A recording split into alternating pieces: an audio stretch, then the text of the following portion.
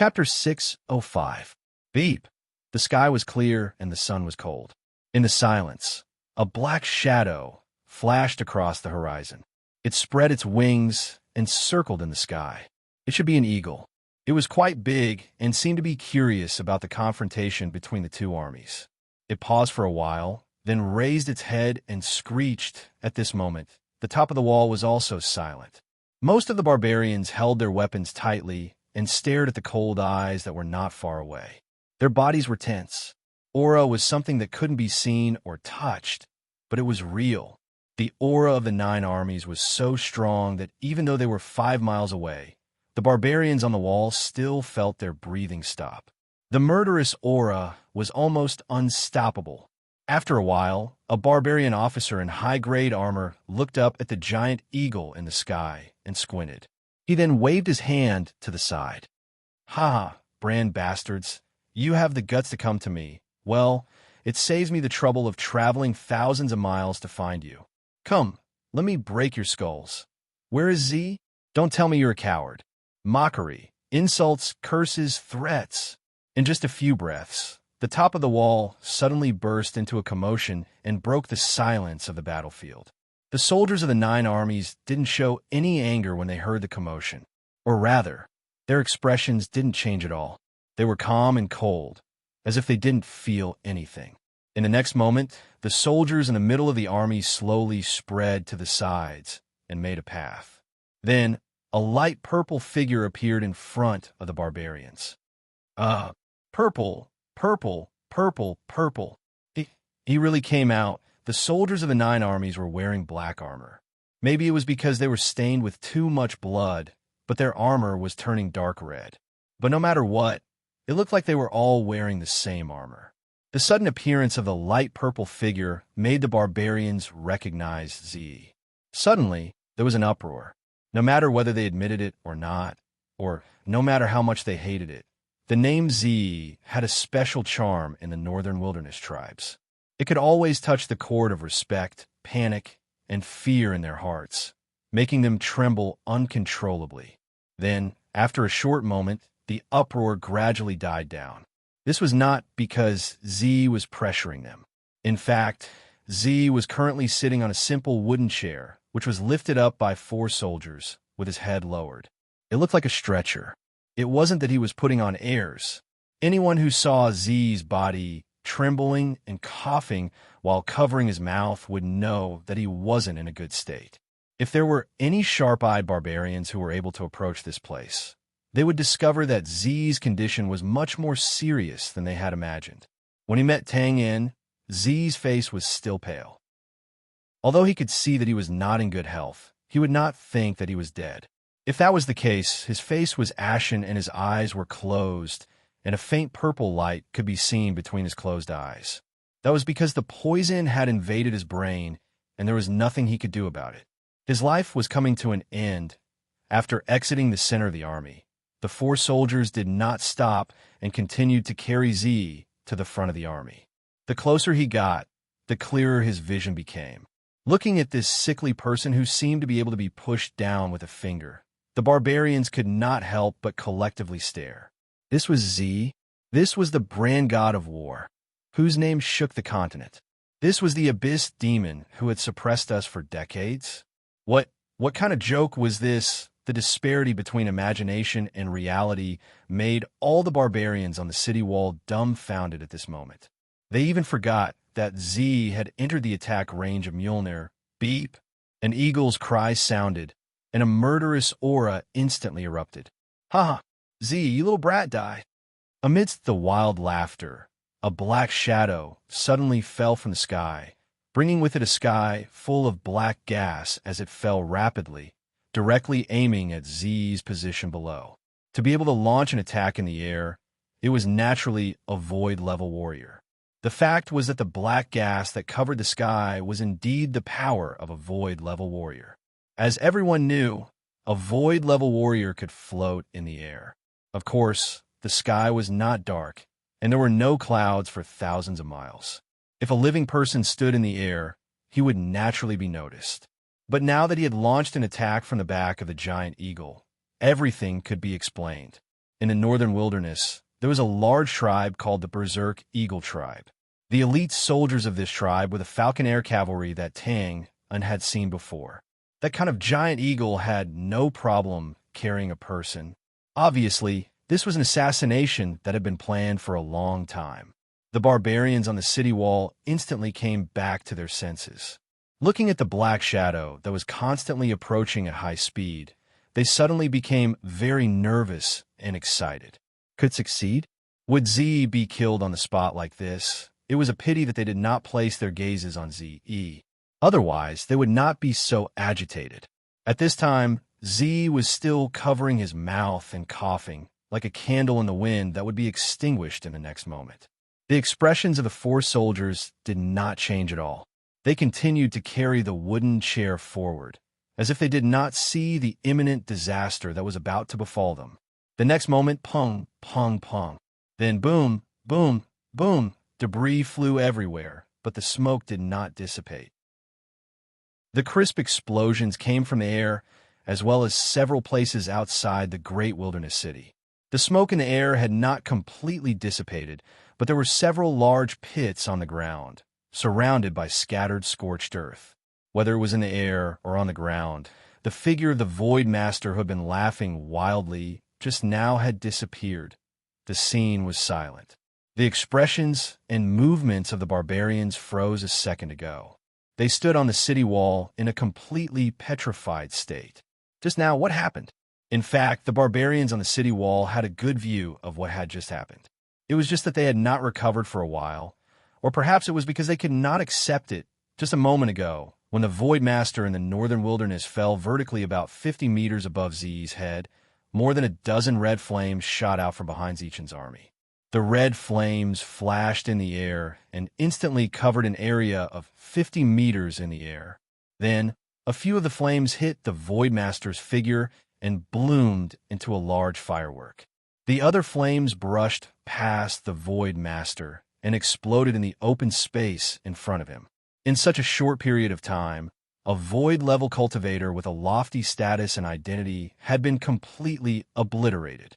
Even under the black smoke, the barbarians could only hear his voice, but did not see what he looked like.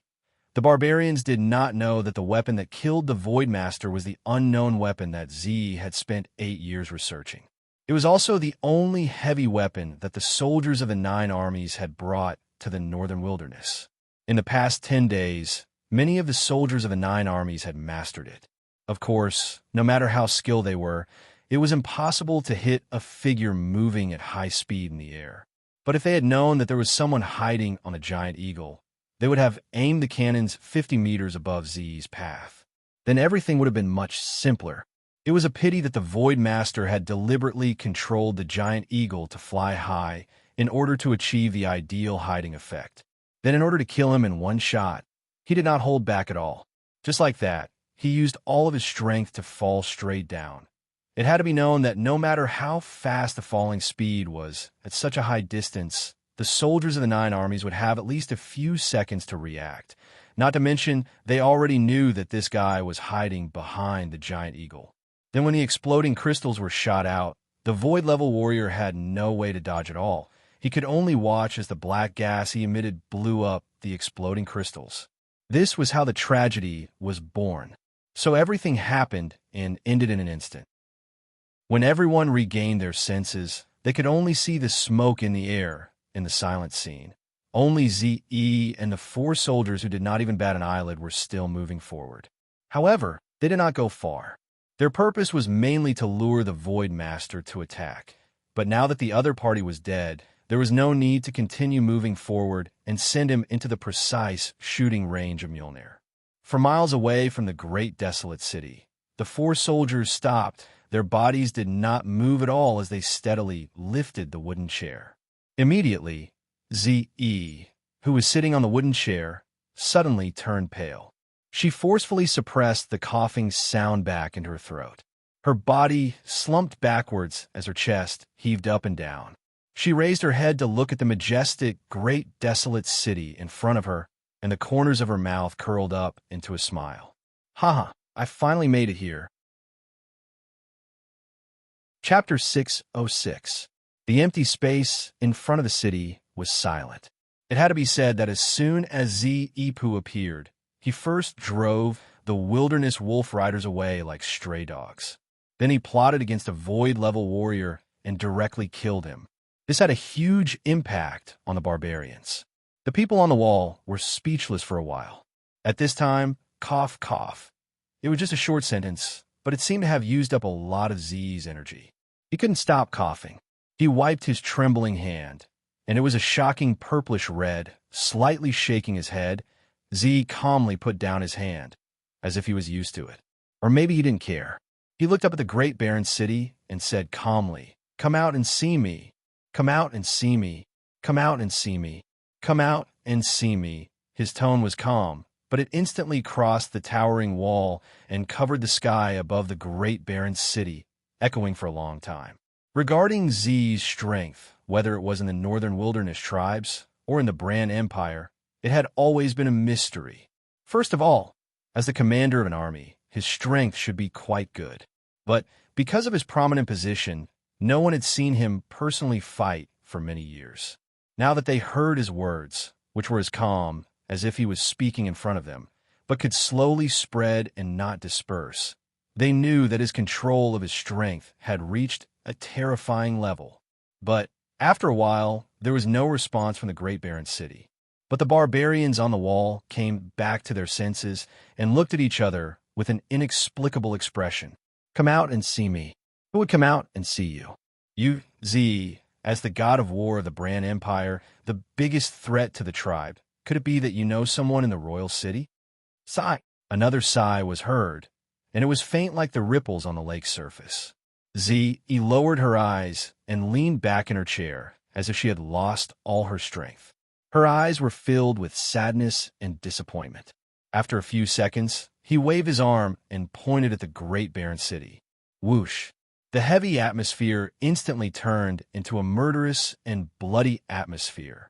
There was no roar of command, no pre-battle encouragement, just a casual gesture, and the previously unmoving soldiers of the 9 armies suddenly surged forward like a primordial undercurrent, a desperate aura instantly enveloping the entire battlefield. Boom! What the F***CK are you standing there for? Fire the cannons. Everyone listen up. Infantry, step forward and raise your shields. Archers, raise your bows. Boom! Within a short period of time, the city wall of the grand desolate city was filled with hubbub.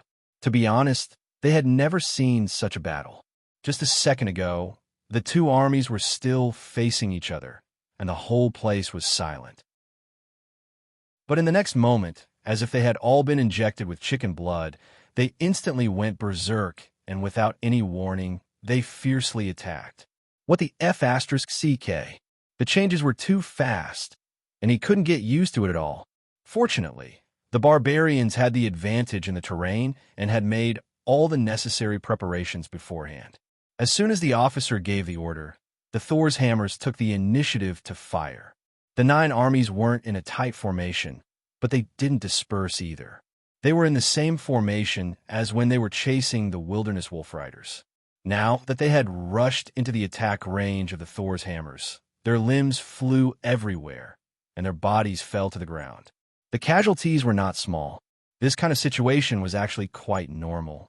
Just like how the Bran had relied on the high walls to block the northern wilderness's countless invasions, the most difficult battle was always the battle to win. According to the normal pattern of this battle, the side that took the initiative to attack would usually have the advantage in numbers.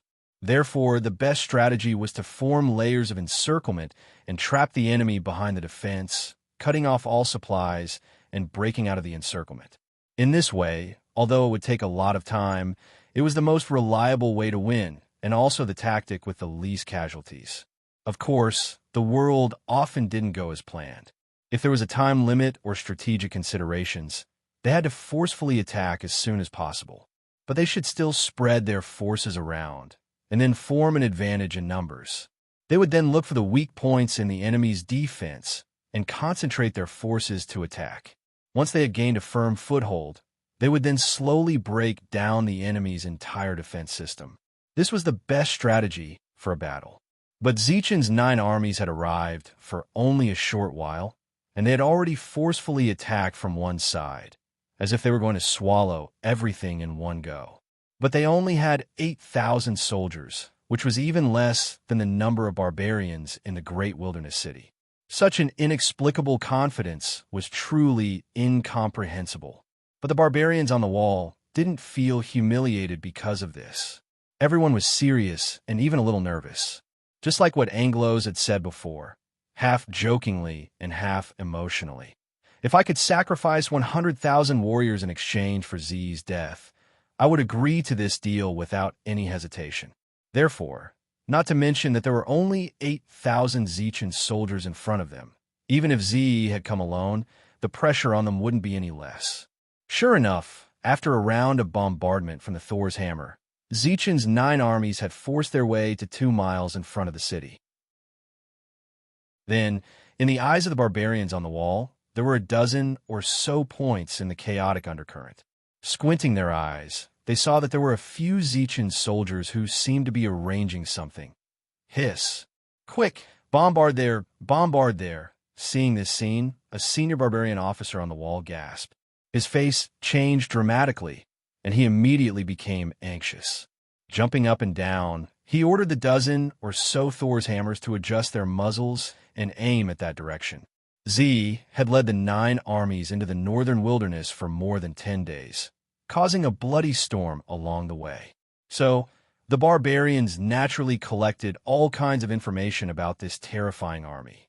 Among them, besides Z himself, the thing that made them tremble and drool the most was this kind of heavy weapon that looked like a small version of the Thor's hammer. And just a moment ago, this weapon had already shown its power. Although there were all kinds of calculations, it was an indisputable fact that a void-grade warrior had directly disappeared in the air with just a dozen or so shots. The muzzle of the Thor's hammer was still hot. Under the rapid shaking of the wrench below, it slowly lowered and adjusted the muzzle position. After a simple aiming, a barbarian at the back picked up a big explosive crystal and prepared to load it. But this time, bang, bang, bang. More than 10 flaming lights quickly flashed across the barbarian's eyes and landed somewhere on the wall. Bang, bang, bang. Flames soared to the sky, and violent explosions sounded everywhere. The towering city wall trembled continuously, as if an earthquake had suddenly occurred. Some of the huge rocks on the battlements fell from the sky with a whistling sound, and the momentum was astonishing. Because of the line of sight, the soldiers below the city wall could not see the situation inside. But near the city wall, countless barbarians were hit by the shock waves and were involuntarily sent flying. Their screams and cries instantly resounded in the air, and then they fell one after another like raindrops. Bang, bang, bang. It must be known that the city wall of the wasteland was nearly 10 feet high. Falling from such a height, even the barbarians with thick skin and thick muscles were smashed into rotten persimmons. In fact, the unknown weapon developed by Z was not so powerful, but its installation and firing speed were extremely fast. Before the barbarians on the wall could launch a second round of attacks, the explosive crystals had already smashed over, and all the targets were aimed at the metal cannon, which was the location of the Thor's hammer. In this way, even if the soldiers of the 9 armies did not hit accurately, they would still be able to detonate the large explosive crystals in that area. The consequences were self-evident. In just a short moment, the situation of the battle had been reversed. The Thor's hammer that the barbarians had obtained with great difficulty and transported back thousands of miles had become Z's accomplice after just one round of attack. And this not only brought about a loss of defensive power, but more importantly, the archers' formation outside the city wall was also destroyed in an instant. It was not an exaggeration to say that with this attack, the fate of the barbarian officer in charge of the defense of the city wall was decided. He was going to die without a doubt. As soon as the battle started, the towering city wall that the barbarians had placed high hopes on was immediately disarmed. Of course, none of the barbarians had expected this result, but in fact there was an inevitability hidden in this accident. Z's weapon of mass destruction had just been invented, and it had brought about various changes in strategy and tactics. Other than Z, no one else in this world would know about it. After the first round of attacks had destroyed the defensive system of the city wall, Zichen's soldiers quickly adjusted their cannon muzzles and aimed at the thick city gate in front of them. Although one side of the city wall of the wasteland city had been blasted open, it was nothing compared to the 10-feet-high city wall. Not to mention that the soldiers of the 9 armies did not bring any ladders. Even if they did, it would be impossible for them to reach such a height. Since the city wall was already so high, the city gate of the wasteland city would naturally not be weak either. However, under continuous bombardment, the city gate could still be blasted open. As expected, after more than 10 heavy weapons aimed at the city gate and bombarded it together, smoke rose from the city gate and gravel flew everywhere. Then, there was a thunderous sound of the city gate collapsing, and the ground kept shaking. The city gate of the wasteland city was officially broken. Just like how the northern wilderness tribes had never attacked the capital of the Brand, the royal city of the northern wilderness had never faced an attack from the Brand before dusk. However, at this moment, this saying had become history. Kill! The city gate had just fallen, and the smoke had yet to disperse. Large groups of barbarians waved their iron rods, and their faces were ferocious. They rushed out of the city like a tide. After knowing that the person who had invaded the northern wilderness was Z, and that he had such a powerful weapon, the people of the northern wilderness had already expected that the city gate of the wasteland city would be broken. Therefore, except for the city wall, all the soldiers in the city were basically gathered behind the city gate. What they didn't expect was that the defense system of the city wall was so unreliable, and the city gate was broken so quickly. Compared to the shock and fear of the barbarians, Z, who was sitting at the back of the battlefield, was much quieter. Of course, it was a basic quality for a general to stay calm in the face of a battle. Z, he certainly didn't lack this quality. However, he was sitting like a statue, and the purple blood was constantly seeping out of the corner of his mouth, which only made people think of a hero who had passed away silently, of course. Z didn't die, at least not now. After hearing the huge city gate collapsing, Z opened his eyes slightly, but he was looking at the top of the wasteland city. As for the fierce battle in front of him, it seemed that it had nothing to do with him. His body moved, as if he wanted to sit up straight, but he didn't succeed. Only his helmet was slightly off the back of the chair. He exhaled, and his chest rose and fell. "Come out and see me." His voice was still flat, and it still suppressed all kinds of noises. It lingered in the sky above the wasteland city for a long time. However, as more and more barbarians poured out of the city gate, there was still no response from anyone or any sound. Thud! The helmet fell back weakly, and he leaned against the back of the chair again. Z slowly lowered his eyes and gently waved his hand on the back of the chair. Boom! Boom! Boom! As if they were waiting for his order, the cannon fire that had been silent for a short while sounded again. This time, the target was still the city gate, which was in the middle of the barbarians who were pouring out. A tragic scene played out once again. The barbarians were born with brute strength, but they could only watch helplessly as their companions, or even themselves, were sent flying into the air. They couldn't do anything about it. Bombardment, bombardment, and continued bombardment. Z was sitting on the wooden chair, and Zichen's soldiers were also advancing. Obviously, they wanted to break into the wasteland city with the help of the artillery fire. Although the barbarians expected that the city gate would be breached, it didn't mean that they were willing to let the Brand enter the city. This was a great humiliation to all the people of the northern wilderness.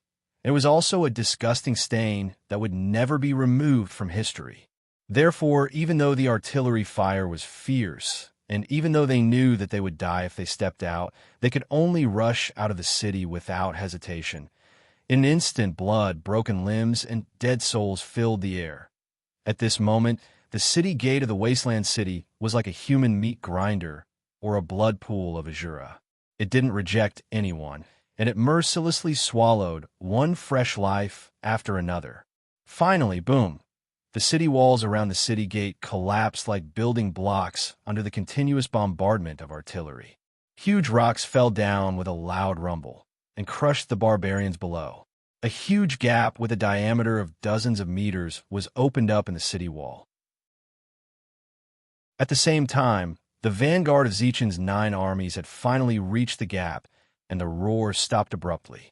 The indignant barbarians finally had a chance to fight, but soon, before they could rush out excitedly, they were pushed back by Zichen's soldiers who didn't have a single breath of life. At this moment, they finally understood why the tribes in front of them couldn't stop the 20,000 soldiers.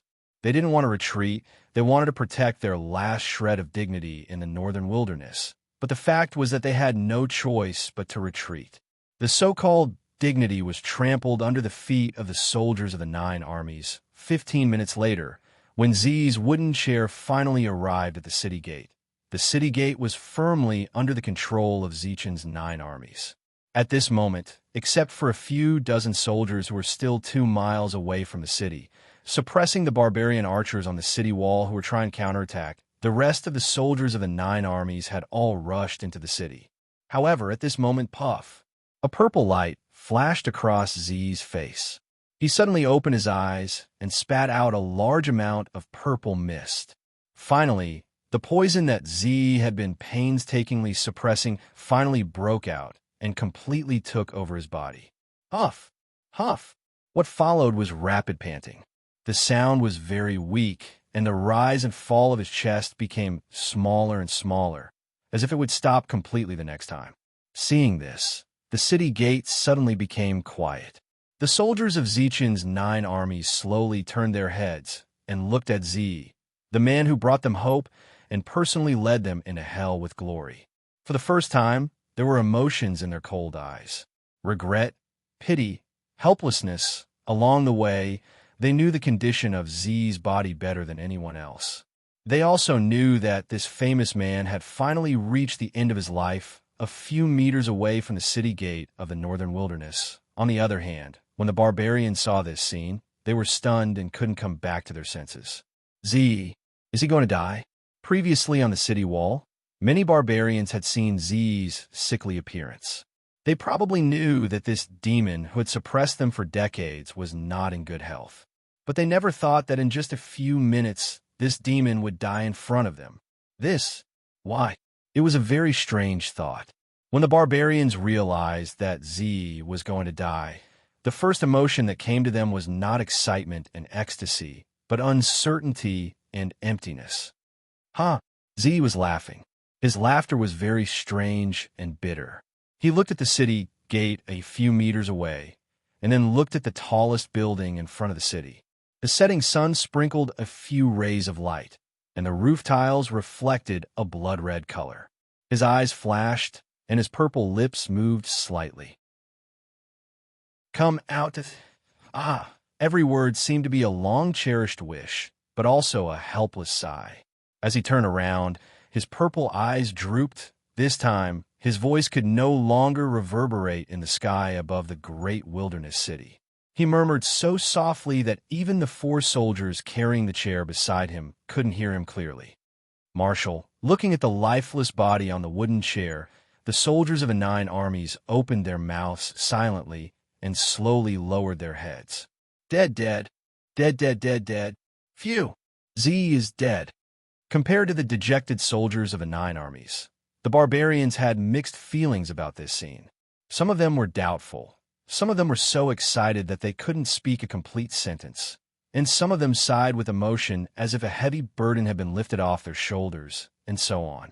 In summary, they were very excited. But at this moment, a scream suddenly sounded, and the fierce battle started again.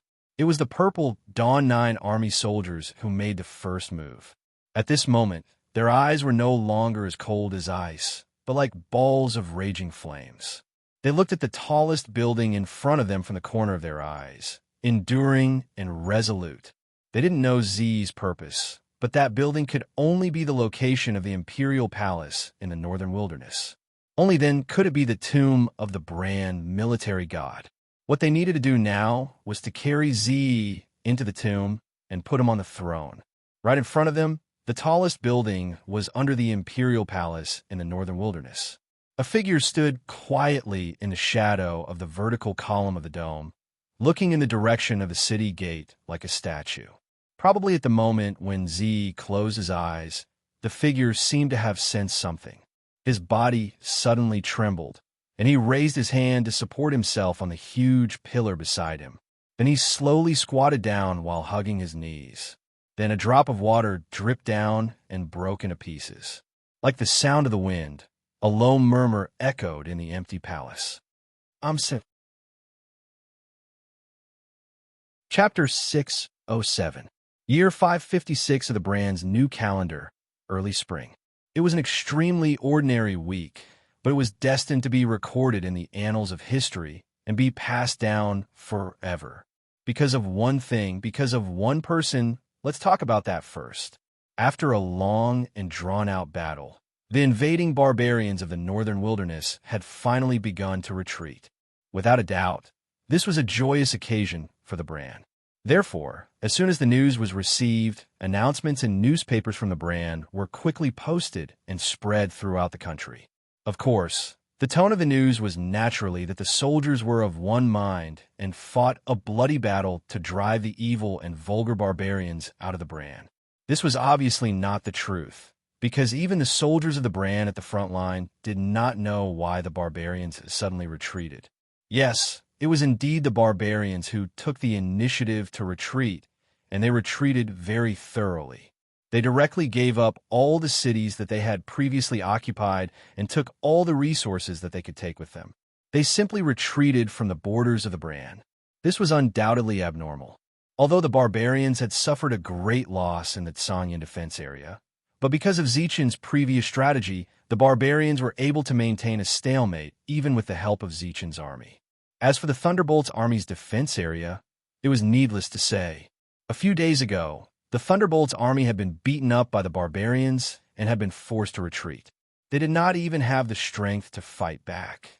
Therefore, from the overall situation, the Northern Wilderness tribes still had a great advantage. Although they might not be able to completely break through the front line of the brand in the end, but at least for a long period of time, they could still gain a lot of advantages. However, under such circumstances, the barbarians' army had decisively retreated. As the saying goes, if something is abnormal, there must be something wrong. Therefore, the three major armies of the brand did not pursue an attack. They only watched as the barbarians slowly disappeared from their sight and slowly retreated into the northern wilderness. A few days later, another piece of news slowly spread from the northern wilderness to the brand. Then, it spread throughout the brand at an alarming speed. The entire country was shocked. This time, it was about a person, the brand war god whose reputation was mixed after the battle at Grand Border City, led 20,000 soldiers into the northern wilderness half a month ago and killed the highest military commander of the northern wilderness tribes, Anglos, at the Silaguna River. 10 days later, they completely broke through the central axis of the northern wilderness, slaughtering countless tribes along the way, and arrived at the great wilderness city. In the end, he broke through the gates of the imperial city and led the remaining soldiers into the main hall of the imperial palace. He sat on the throne and committed suicide by setting himself on fire. When the news arrived, it was like the sun rising from the east, sweeping away the evening mist of the world and revealing the brightness of the universe. After the Grand Border City was destroyed, the soldiers of the Four Lords suddenly appeared, and the Purple Star Army quickly took over the 3 satellite cities, so there weren't any serious consequences. However, in the hearts of the brand people, Z, the war god statue, had undoubtedly collapsed. That was the reason. It was just like a saying that had been spread before. No matter what Z's plan is, using the lives of tens of thousands of civilians, the situation at the front line, and the safety of the entire northern wilderness as a ruse is definitely a heinous crime. Furthermore, what kind of target would be worth such a price? Killing the barbarian war god? Or killing the northern wilderness empress? Isn't this bullshit? However, now, Z had used reality to slap the world in the face. Although it wasn't his intention, He did indeed kill the barbarian war god. As for the Northern Wilderness Empress, although it wasn't mentioned, now that the barbarians had completely retreated, there was no doubt that their rear was affected. Furthermore, they had already broken through the imperial city of the Northern Wilderness and burned down the main hall of the imperial palace, which symbolized the highest authority in the Northern Wilderness. What else could be more humiliating than this? What else could they be dissatisfied with? To the Northern Wilderness tribes, this matter was a stain that would never be erased in the history books. However, to the Brand people, this was definitely a joyous occasion. In just a short period of a month, the Brand people seemed to have forgotten the insults and curses they used to say about Z. They directly turned the tables and put Z on the altar again. Moreover, he was infinitely elevated, almost becoming the number one person below the God of Light. With such an irresistible trend, the Brand people naturally wouldn't choose to go against the current. In fact, they were the most excited group of people. Take the half-dead Brand King as an example. The barbarians' retreat was already a joyous occasion. In addition, during his term of office, Z had killed the barbarian war god and turned the imperial city of the Northern Wilderness upside down. Therefore, when people talked about these things, they would definitely add his name, the new era, in front of these things. This was what it meant to win a reputation in front of and behind him. Therefore, after confirming the authenticity of this news, the Brand people specially sent a message to the Northern Wilderness tribes. They proposed to exchange Tiu, who was captured alive in the Grand Border City, for Z's bones or ashes. To be honest, the Brand people were only trying to make this move to cater to the strong wishes of the nobles and the people. They didn't think that the Northern Wilderness tribes would choose to make this kind of exchange after suffering such great humiliation. But was this really the case? In fact, all of the Brand people who were ecstatic had overlooked a small detail. That was the source of the news about Z. Logically speaking, with what Z had done, regardless of whether the Northern Wilderness tribe could cover it up or not, they still had to try and seal it off completely. However, the current situation was that Z had just broken into the imperial city of the Northern Wilderness. 3 to 4 days later, the Brand people received the news without any delay. This news was very complete. It even included details such as Z entering the main hall and committing suicide. Without a doubt, such a strange situation could only mean that there was a pair of invisible hands behind all of this. The intention was also very obvious. It was to let Z's name in the brand and win the reputation of the Northern Wilderness. All right, after saying so much, let's turn our attention away from the brand and quickly move to the Northern Wilderness. Oh, let's stop halfway and take a look at Sylvia, who was running through the mountains day and night towards the brand. During the chase, Tang Yin and Sylvia were running in a straight line. Therefore, even though a week had passed, Sylvia had only covered half of the distance. Of course, now that Sylvia had recovered to her peak state, she was terrifying. At the edge of the Northern Wilderness, it would be fine if no barbarians encountered her. If someone discovered her whereabouts, the only result would be death. Therefore, it would only take a few more days for Sylvia to return to the brand. On the surface, once Sylvia returned, the Temple of Light would definitely release Tang Yin's portrait to the entire brand and search for him. Of course, Tang Yin had already taken precautions against this. He only showed Sylvia his disguise. However, this was not the main point. Perhaps even Sylvia herself would never have thought that her return this time would be a fuse that would cause a huge uproar. It was an eventful time. The continent was in turmoil. So, where was our protagonist now? A groan that did not seem to be due to pain, but instead, it sounded like he had suddenly woken up from a long sleep. Blinking, Tang Yin's brain was in a daze. It was also known as a memory lapse. His vision was completely white. White ceiling, white gauze curtain, white cotton quill covering his body, and a familiar smell. Yes, it was disinfectant, Disinfectant. Tang Yin's dazed consciousness instantly cleared up. Wasn't this a King hospital? Did I travel through time again? Just when Tang Yin's brain was a little fuzzy again, a calm voice was heard. You're awake. Suddenly turning his head, he saw a familiar figure dressed neatly and with a neat hairstyle. Tang and touched his forehead and completely woke up. He did not travel through time. That was a meticulous old butler, not a nurse in a seductive uniform. I'm in the system space? It was no wonder that Tang In had his doubts. In the past, no matter what state he was in, he would always wake up in reality and not in the virtual system space. The old butler did not answer this obvious question. Instead, he asked again, "You're completely awake?" Of course. Tang and got up from the bed, lifted the quilt, looked around his body, and replied with certainty. Nodding, "Okay, wait 3 seconds. Tang," and opened his mouth in surprise. Then he could no longer close his mouth. Ding obtained 20 blood chi. Ding obtained 20 blood chi. Continuous. Ding, congratulations to Assassin Tang In for completing the revenge mission and successfully killing Sessman. Ding, the system upgraded. Ding, blood chi upgraded. Chapter 608.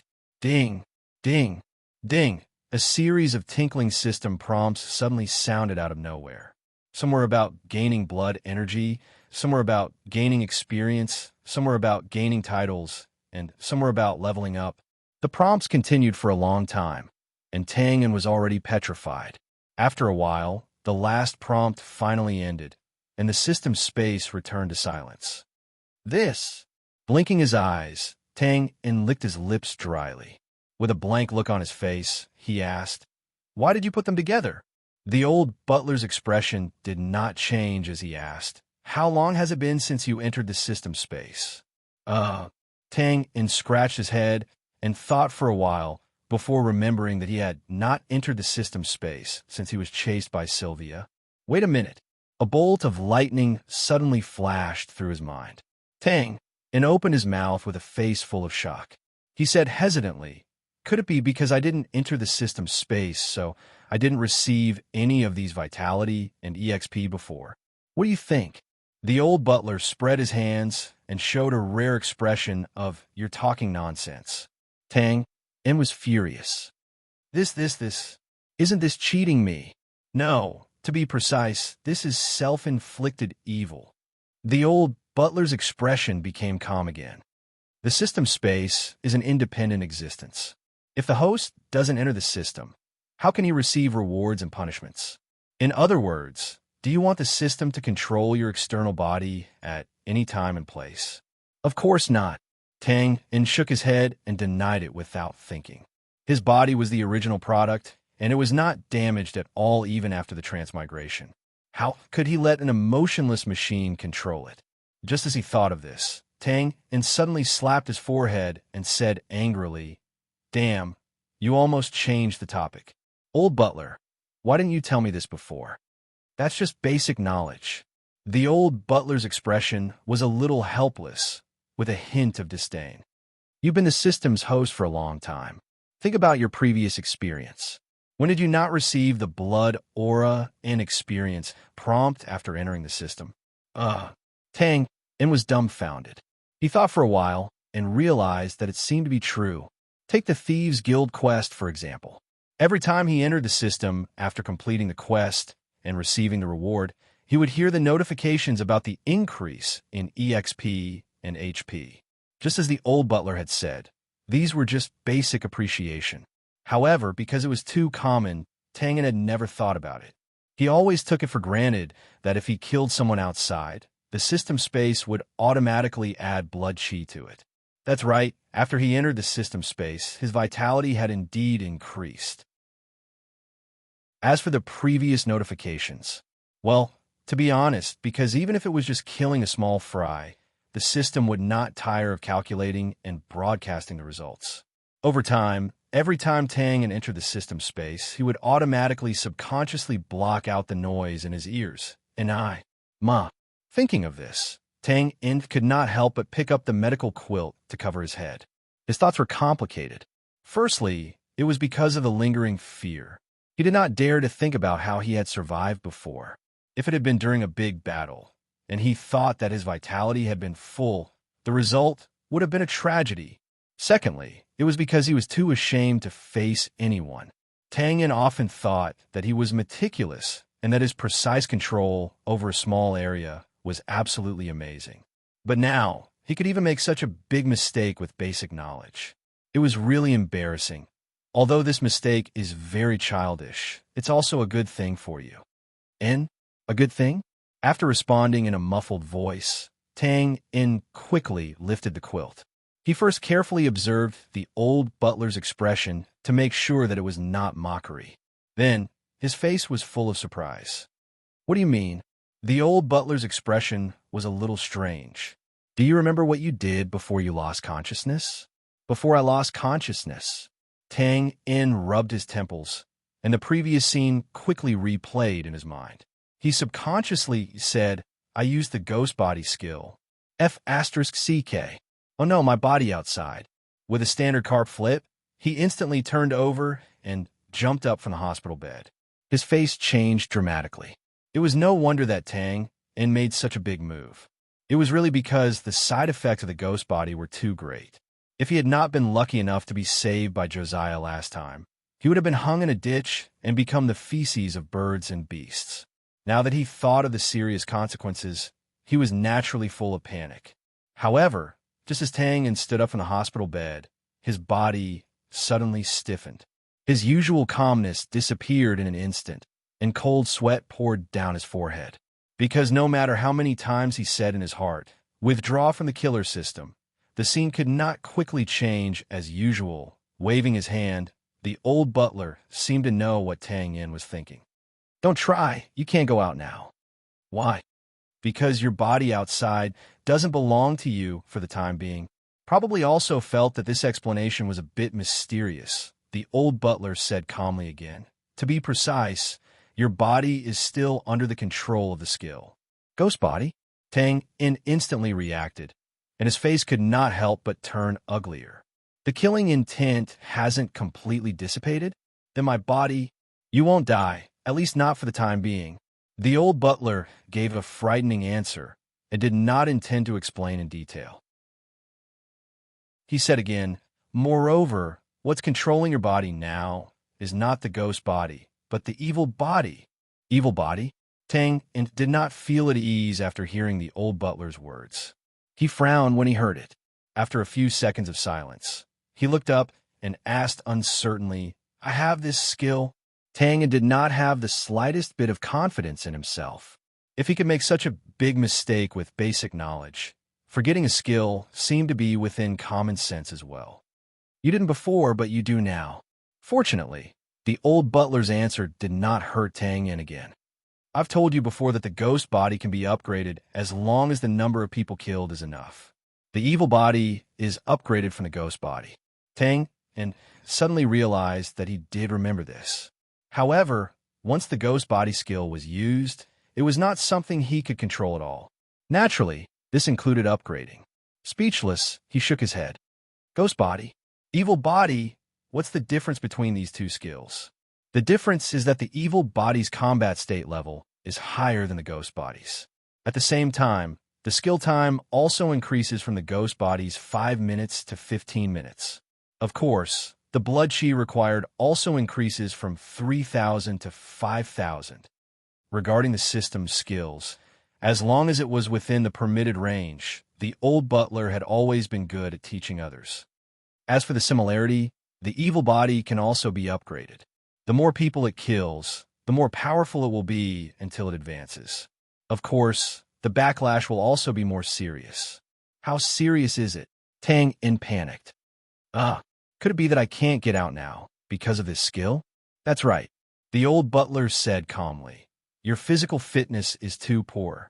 This is also because your assassin level is too low and your body has not been able to undergo a qualitative upgrade. On the other hand, your blood chi level is on the high side, which directly meets the conditions for casting the ghost body and the evil body. He shook his head. Although the evil body can help you solve the problem for a while, it is not something you can control right now. This is like a strong medicine. Taking it will hurt others and hurt yourself. I was also forced to do this. Tang Yin rubbed his face, looking helpless. This was not a lie. His blood chi had soared several times, such as with Eunice and Sang Pu. It simply did not allow him any possibility of retreat. It was lucky that he could survive in the end. He shook his head and spread his hands. Then what will happen to my body in the end? There are two possibilities. The old butler was not vague. He said calmly, the evil body's skill state has a limited time. If your body outside can't survive, then you will completely become a killing machine for a period of time until you die of exhaustion. But if you can successfully survive, your consciousness will return to your body, and you can slowly recover. Tang In heard this, and his heart moved. He asked, what are the chances of success? The old butler had obviously calculated and said directly, 3 out of 10,000. Can I swear? Chapter 609. After the old butler's detailed explanation, Tang In finally had a clear understanding of the evil body's ability. In short, this was a strengthened version of the ghost body. It was powerful, but the backlash effect was equally powerful. Moreover, it would also subtly change Tang In's personality. It was a skill that was best avoided unless it was under special circumstances. Tang In also knew about the current situation of him being captured, and the main culprit was the evil body. If the barbarian soldiers had kept attacking at the mountain peak, Tang In would have died of exhaustion. However, the barbarian soldiers retreated in the end. Therefore, Tang In, who hadn't felt any murderous intent for 10 minutes, suffered from the backlash effect and fell unconscious on the spot. 3 out of 10,000. So I'll never be able to get out now? Tang In scratched his head, looking extremely conflicted. It wasn't that he was afraid of death, but what was his current situation? Was he in a vegetative state? Wouldn't it be better for him to take a stab? Shaking his head, the old butler said calmly, as I said, that childish mistake is a good thing for you. The reason why you couldn't resist the backlash effect of the evil body is that your body is too weak now. But don't forget, with so much experience in blood chi accumulation, you've already leveled up, and your body will also have a chance to improve qualitatively. Tang In was stunned, and then his spirit was suddenly refreshed. He immediately reached out and opened his assassin panel. System level, professional assassin code. Tang In experience value. 5650/10,000 blood chi value.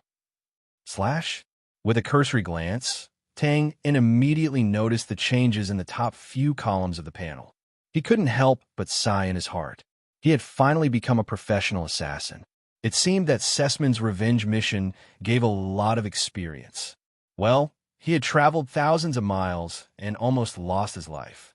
It wouldn't be right if he didn't give some compensation. Wait. Tang In subconsciously squinted to make sure he wasn't mistaken. He pointed at the blood chi value full of question marks and asked in astonishment, what's going on? Ugh, could it be that I've killed too many people and my strength is off the charts? Naturally, the old steward would not care about such a nonsensical guess. He said calmly, I was the one who locked your blood and chi value. Tang In raised his eyebrows and looked at the old butler. After being together for so long, Tang In naturally knew that the old butler had a very clear purpose in doing things. Since he did this, he naturally had his reasons. Sure enough, the old butler continued. Although your physical fitness will be improved to a certain extent after the successful upgrade, it will still be extremely difficult for you to resist the effects of the evil body's backlash. Yes, the success rate is 1%. If that's the case, I'll have to pay a certain price, such as blood chi, to safely survive this crisis. Tang In nodded immediately. No problem. How much do I have to pay? 100,000. F***CK. Tang In was speechless when he heard this. He rubbed his nose and said with a wry smile, for the sake of my life, I'm not stingy. But the problem is, do I have that much blood chi? He scratched his head and thought for a moment before shaking his head helplessly. I remember that I only have a little over 30,000. That was before. The old butler looked indifferent. Think about the people from the Temple of Light and the savage cult that you killed in the canyon, and that Anglos, as well as the ordinary barbarian soldiers that you later killed in the siege. That's right. Slapping his palm, Tang En suddenly became excited. Tang En's surprise attack in the canyon had killed at least a dozen experts. Thinking of the huge amount of blood and qi he had obtained from killing Eunice and Sang Pu previously, Tang En's eyes immediately flashed with countless amounts of blood and qi. It had to be said that Tang En had made a ridiculous mistake before and almost got himself into prison. But now, because of this, he had accumulated a huge amount of blood qi, which ultimately helped him escape death. This was really a pity for the fickleness of fate. So, now you agree to pay 100,000 blood qi to offset the effects of the evil body's backlash? Tang En knew that the old butler's rather formal proposal was actually a question from the system. After pondering for a moment, he asked, "This is the total amount of blood qi? The kind that can never be recovered?" This question was undoubtedly quite necessary. The so-called total amount of blood qi was more than 30,000 that Tang En had before. If it was used to perform skills, then of course the blood qi would be consumed. For example, it would become 25,000. But this kind of consumed blood qi would automatically recover in the wee hours of every day, and it would become 30,000 again, not 25,000. In other words, no matter what, the total amount of blood qi would not change. But the price that the old butler was talking about was undoubtedly not this. It's the total amount of blood qi. The old butler's words shattered Tang En's fantasy and explained, "The price to pay must be the blood qi that has not been recorded in the system. In this way, the consumption can only be the total amount of blood qi." Few understood. Tang En took a deep breath and nodded to show that he understood. Then, he bowed solemnly to the old butler. "Thank you." Although the consumption was the blood qi that Tang En had painstakingly obtained, if the old butler had not blocked the blood qi column in time and allowed the system to record it instantly, Tang En could only raise his head and sigh helplessly even if he knew how to be saved. The old butler's expression did not change, and he said calmly, "No need to thank me. This is the condition that you created yourself, although it was in such a childish way." Hiss! The corner of his mouth made a hiss. Tang En rubbed his nose and turned his head away. "What an unlikable fellow. But for the sake of saving my life, I'll bear with it." After criticizing in his mind, Tang En said straightforwardly, "Agree." The old butler nodded lightly and did not say anything else. He waved his hand, and the blood qi column on the assassin's panel immediately changed. Blood qi value: 66,000,100,000. Blood qi level. Level 7 special effects. 7 times increase. Top deterrence. Advanced defense penetration. Advanced explosion. Advanced internal invasion. Intermediate creation. Even so, he still rose a level. The corner of Tang En's mouth twitched when he saw this, and he suddenly felt the pinch. One had to know that the total value of his blood qi was only about 30,000 before, but after the deduction, he still had 30,000 left, and because of this, he rose a level. As the saying goes, out of sight, out of mind. After all, he had paid such a high price to save his own life. He just had to bear with it. But now that Tang En saw this scene and witnessed the rapid increase in the total value of his blood qi, he could not help but think of the 100,000 deducted. CK. If I had that 100,000, I could have risen another level. Damn it. Bang. As if his heart had been cut by a knife, Tang En collapsed on the hospital bed. His whole body was weak, and he wanted to cry, but had no tears. Really, who am I working for? It seems like I've worked for free this time. Pause for a while. He leaned back and waved his fist and swore, "Damn it, whoever touches the evil body skill in the future is a king grandson." The old butler glanced at him. "In the past, after using the ghost body skill, you also said something similar. Cough, cough. Life is hard. Don't expose me. Actually, it's not like you didn't gain anything." The old butler did not attack Tang En again. He pointed to the assassin panel and said, "At least you've gained 2 titles." Titles? Tang En raised his eyebrows when he heard that. When he came back to his senses, he subconsciously blocked out the noisy system prompts again, but he seemed to have heard some titles climbing up from the hospital bed. Tang En's spirit was instantly lifted. The title system was good, just like the evil dog nemesis from before. Although the effect was a bit useless, it did not consume any blood chi and was like an automatic passive skill. Sure enough, when Tang In looked again at the panel that he had only skimmed through previously, he saw a new column under the blood chi. Title system, Evil Dog Nemesis. With this title, ordinary watchdogs will retreat. Blasphemer. With this title, light will retreat, and the gods will also be under the sword. 1,000 kills. Glory medal. Obtained by killing 1,000 people. Blasphemer. 1,000 kills? Muttering to himself, Tang In touched his nose. Although he did not know the specific effects of these titles, he could not help but feel a little touched when he saw that these two titles were actually symbols of something bloody. Blasphemer, without a doubt, was because he had killed so many masters from the Temple of Light with one shot. And 1,000 kills. It was just as the title described. It was impossible for the system to make a mistake, but Tang In was a little confused. Had he already killed so many people? There was no doubt that the answer was yes. Although the majority of the people here were killed in their ghost or evil state, it was indeed not wrong to count it as Twain's fault.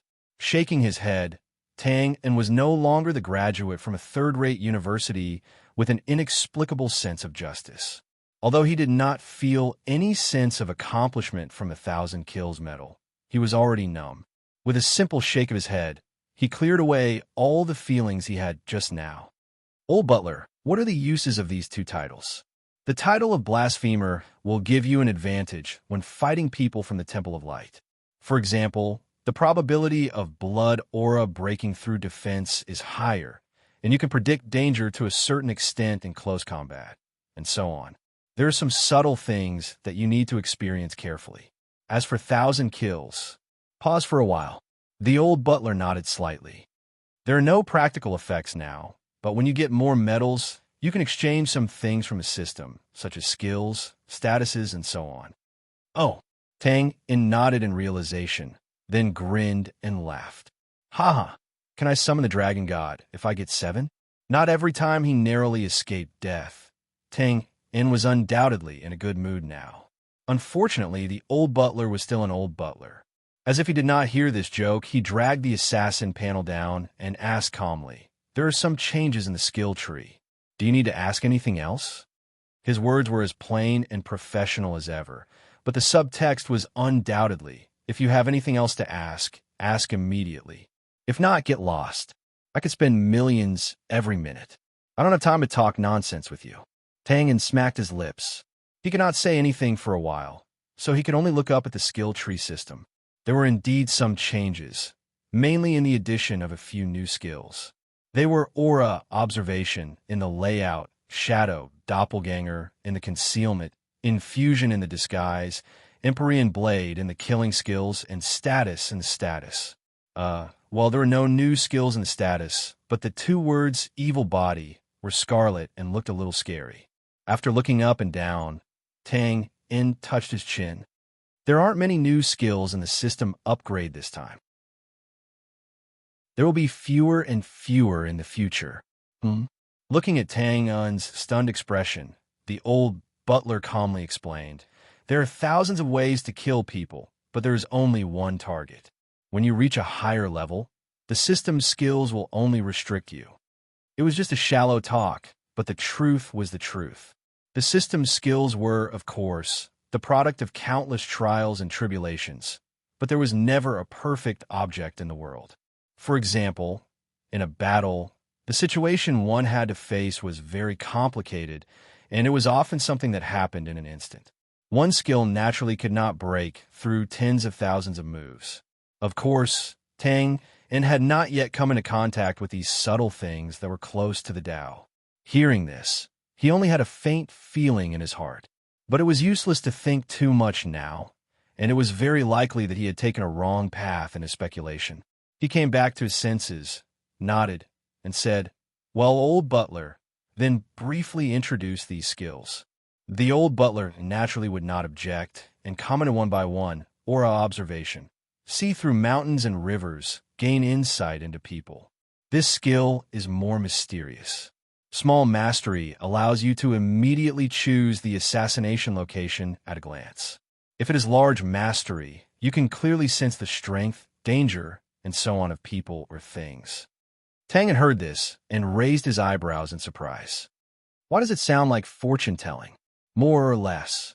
It really is. No matter how many changes there are, it does not deviate from its roots. It's just similar to heaven's perception, but this aura observation skill takes a different path and goes to an extreme. It's more suitable for assassins. Tang opened his mouth and said subconsciously, "But isn't this superstition?" The old butler looked over calmly. In the present world, if someone tells you that there is an alternate world in the Shiza mainland, and that he has been there before, and that he has an assassin system in his mind, would you believe that? Then, would you think that he is superstitious? Tang was speechless. All right, next. The old butler turned his head. Shadow clone, as the name suggests, is to create a clone. This clone is not a complete illusion. It has some of the strength of your original body, so the stronger you are, the more powerful the clone is. Tang nodded. I understand. Isn't this just bringing along a weakened version of my underling? However, he was secretly overjoyed. He secretly thought that if he had to do something like this in the future, he would let him do it. It's not that simple. The old butler seemed to know what Tang was thinking and shook his head. This is just a shadow clone, not a real clone. It can attack, but only attack. It will not accept other orders. Moreover, once the clone is damaged, you will also be injured to a certain extent. TSK. So you've invited an ancestor back. Hearing this, Tang slapped his forehead gloomily, speechless. Of course, this was just a saying. This skill was not that useless. As long as its level was raised, its battle prowess would still be considerable. Take the battle with Sylvia, for example. If he had such a clone by his side, even if he could not kill his opponent, he would have been able to throw his opponent into disarray. It would not have been a problem for him to take the opportunity to escape. Instilling means that the system will inject existing information into your mind. With this information, your disguise will not be exposed. What you need to take note of is that the system's existing information is what you have collected previously. Beyond this range, there's nothing it can do. Hearing this, Tang was delighted. There's such a good thing? Then let's inject it now. Although he could freely move the system's information, he needed a name. Just like a computer, he needed to at least give a keyword for the other side to respond. Like this, it was naturally better to directly store it in his mind and touch it at will to generate inspiration. Now, good. What kind of information should I inject? Tang generously waved his hand. What kind of information is this? Of course, it's the whole set. Sorry. The old butler spread out his hands. Instilling requires the total value of blood chi. You don't have enough information right now. Blood chi total value? Tang blinked in a daze. Then his face twisted. Damn. I knew there was no such thing as a free lunch. And what is that? I'll think about it. This Empyrean Bloodblade's name is simply amazing. Old butler, tell me. The old butler glanced at him. He did not expose Tang's clumsy way of changing the topic and calmly said, Empyrean Bloodblade, in short, is a weapon condensed directly from blood chi. When completed, it can cut through space and destroy all things. Wow, it really is amazing. Tang's exaggerated praise was not completely to cover up his embarrassing predicament. The dagger in his hand, that was forged from black meteorite essence, was indeed powerful. It had accompanied Tang through countless big and small battles. It could be said that it had worked hard and contributed greatly. But it had to be said that the dagger as a whole had been seriously damaged. Previously, it was full of holes where the gem was dug out, but now it was the entire dagger, especially the blade. Before, Tang had thought of creating a new dagger just in case, but he had always been reluctant to part with this black meteorite essence. He did not want this problem to be solved by the system. Listen, it can cut through space and destroy all things. Cough, cough. Well, there should be some exaggeration, but as long as the level is increased, it will undoubtedly not be any weaker than the current one. After the introduction of the skill tree, The introduction of the system's upgrade was more or less complete. As for other changes is similar to the blood aura special effects, Tang In was naturally aware of them based on the effects before the upgrade.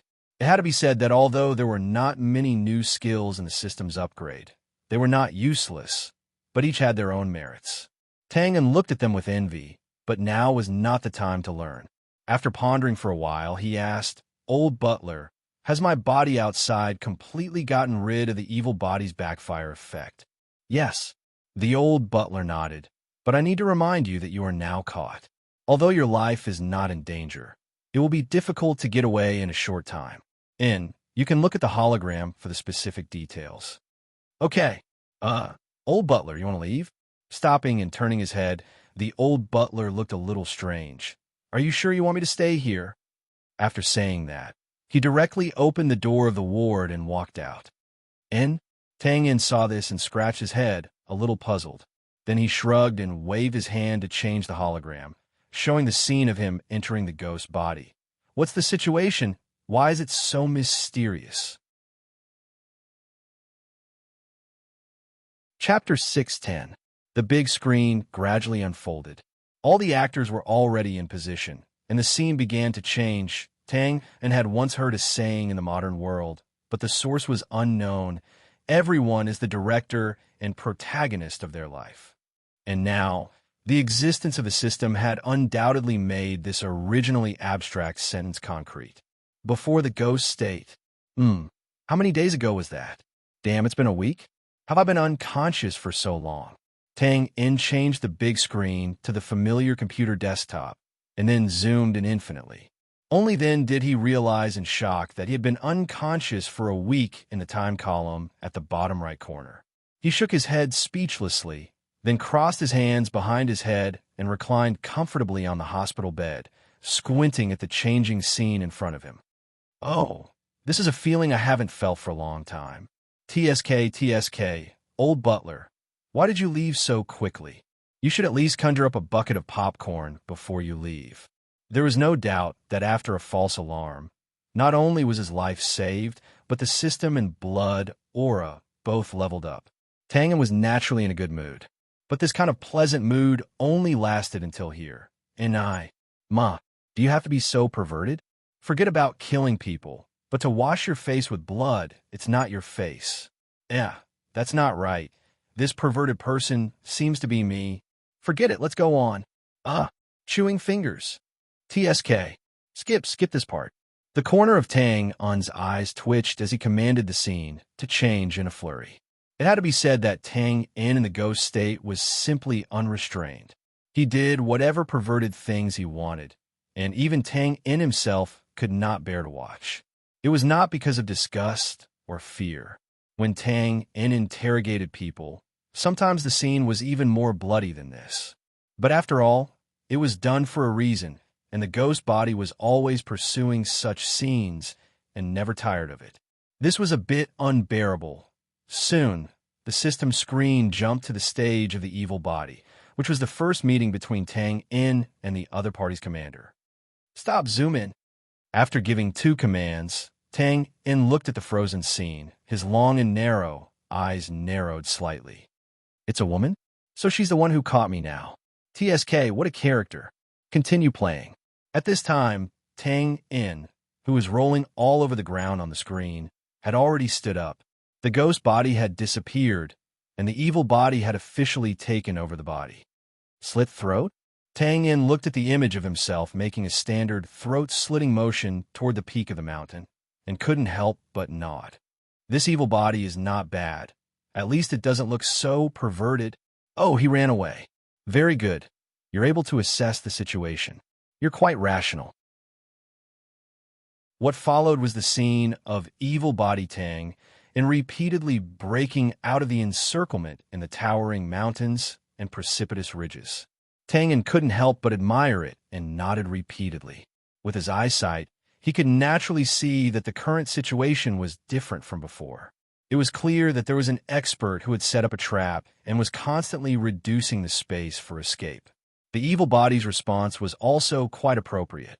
Unlike the ghost body, which blindly slaughtered. Instead, It was very obvious that it was holding back, but it was always able to jump out of the encirclement before a greater danger arrived. This kind of wisdom, this kind of eyesight, even in a sober state, Tang In could roughly do this. Seeing this, Tang In couldn't help but slowly ponder in his heart.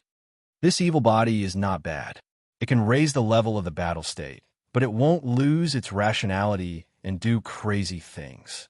And if I encounter this kind of predicament again in the future, it's also an option to give it to the evil body. So far, the evil body's actions had undoubtedly satisfied Tang In. But it was only so far.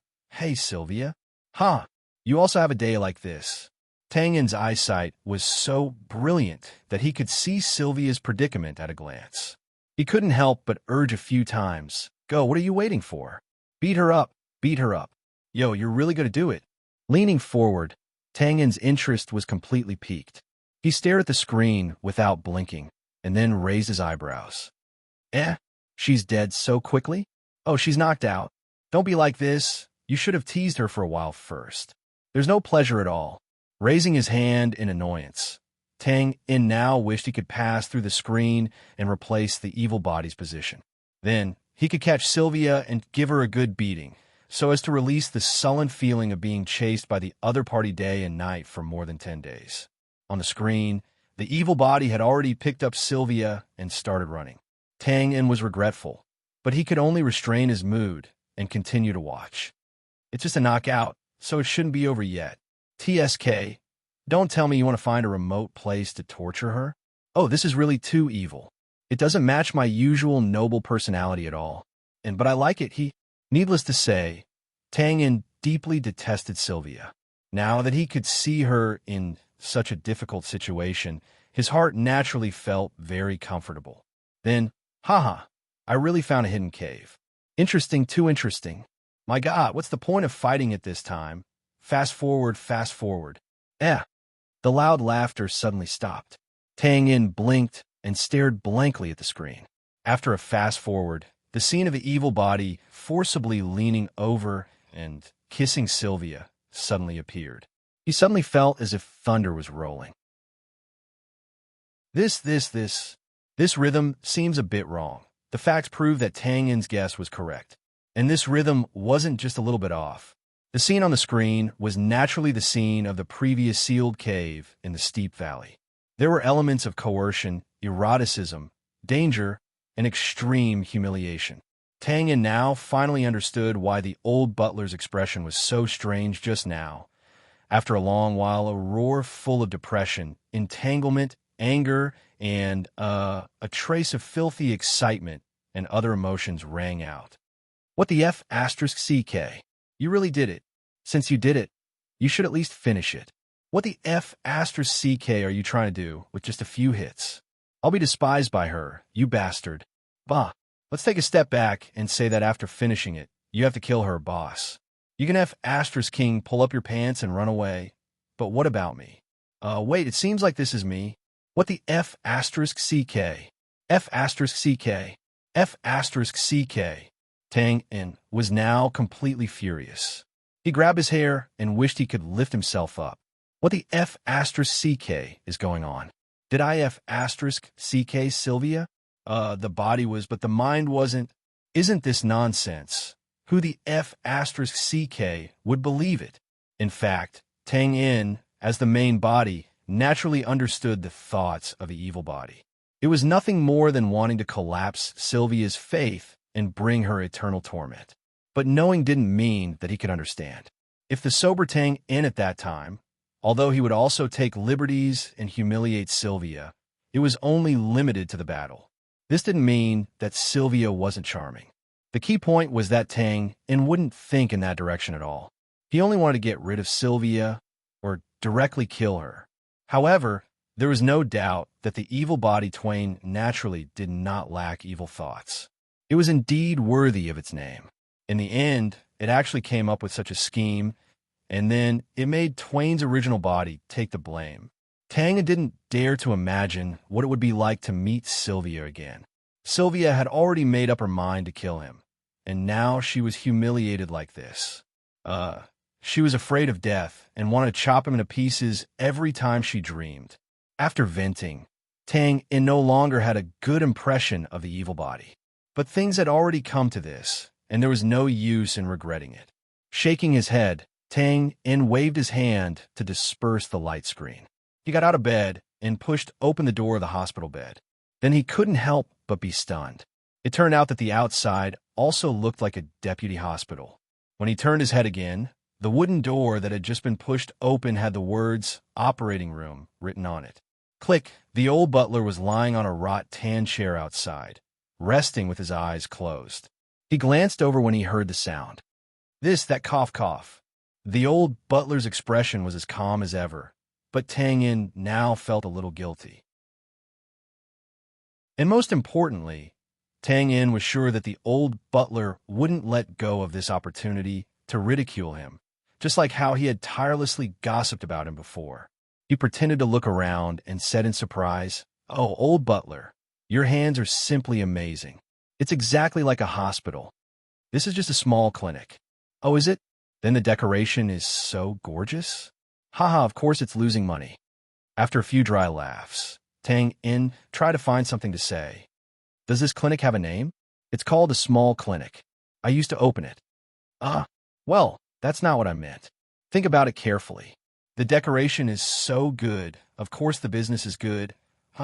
Tang In wanted to slap himself. Wasn't he asking for trouble? "It's okay."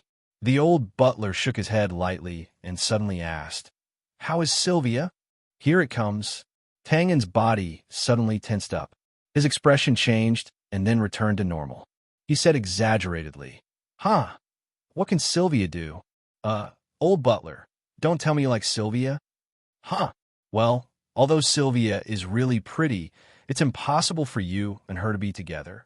He made a painful statement in an attempt to gain the initiative, but the old butler acted as if he didn't hear it. He just looked over calmly, as if he was watching a performance. Tang In couldn't take it anymore.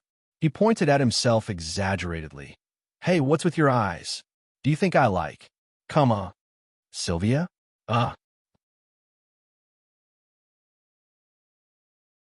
Chapter 611. In the afternoon. This was a leeward hill. Currently, a small caravan was parked here. It should be a temporary rest. About 20 barbarians were sitting on the ground. They were eating dry bread, meat, and so on. They were drinking wine from time to time. They were chatting with each other. At this time, a majestic figure was retreating from here. He didn't go far. Soon, he turned into a valley where goods were piled up. There was a barbarian guarding here. "Hi, Hulu." "Hey, Andre. Why are you here?" "Nothing. I just finished eating and walked around." "How is it? Is he moving?" "No. He hasn't moved since yesterday afternoon. It's like he's dead. But this is good. If he wakes up, I won't be able to handle it." That's true. The two of them seemed to have a good relationship. They were chatting casually, and the person they were talking to was lying on a flatbed carriage. This person was also wearing animal skin, but it was obvious that he wasn't a barbarian. He was a brand. He was just lying there like a dead person, just like how the two people beside him had said. At the same time, except for his head, his whole body was tied up with several layers of thick chains.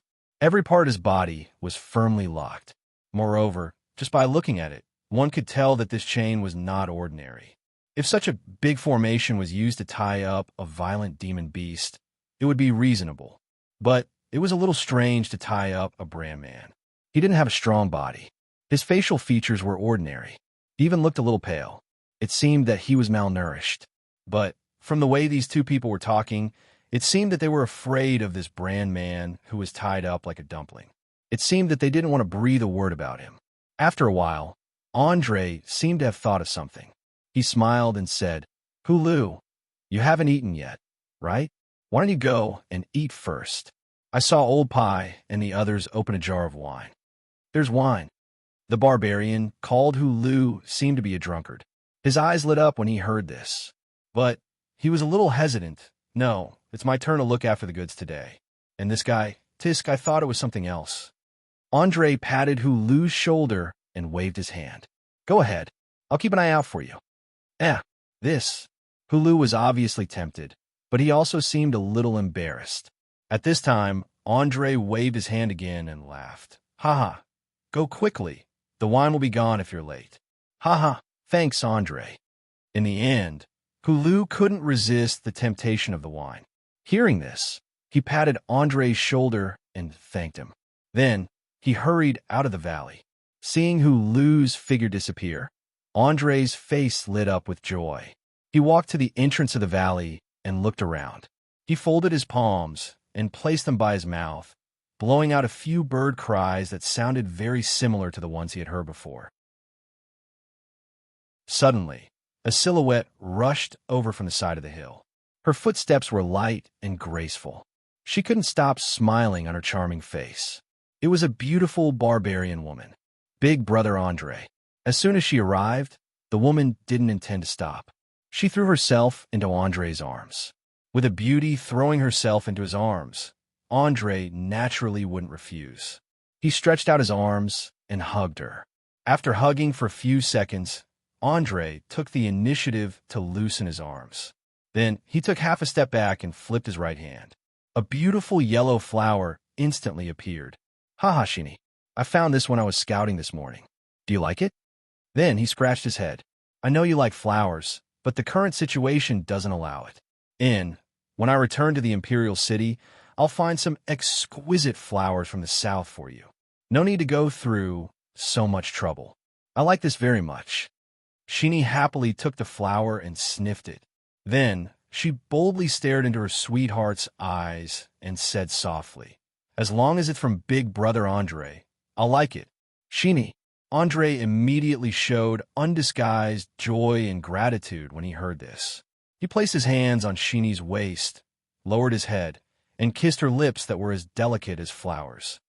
Woo! Needless to say, these two were naturally the young captain's assistants, Andre and Shini. As the saying goes, it's easy for a woman to chase a man, let alone a barbarian woman who had always been generous and forthright. Therefore, in the past few days, the two had officially tangled together. And because it hadn't been long, now was the time when they were stuck together like glue. Being away for half a day felt like a year.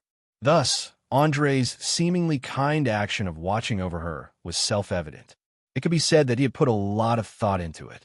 But it was a pity that this time and place wasn't suitable for dating. Just when there was only the sound of sucking in the silence, suddenly, cough, cough, cough, cough, a series of coughs sounded. Andre and Shini were shocked when they heard it. They immediately separated, their expressions changing. Who is it? They shouted in a low voice. Andre didn't hear it clearly just now. He immediately turned his head to look at the entrance of the mountain. After all, there were only the two of them here. Then, the sound could only come from outside. Andre. Shini didn't look at the entrance of the mountain. Instead, she looked at the carriage inside based on her woman's intuition. With this look, her beautiful face turned pale. She pulled Andre beside her, her lips trembling. It's him. It's that crazy Bran. Andre was shocked when he heard this. He suddenly turned his head. Sure enough, on the flatbed carriage, he saw the chained guy's chest heaving up and down, coughing nonstop. His expression became even more unsightly. He decisively pushed Shini back and got into a defensive posture. Quick, call everyone over. This crazy guy is going crazy again. Okay. Shini hurriedly replied. She knew that the situation was serious and didn't hesitate at all. She immediately staggered towards the entrance of the mountain.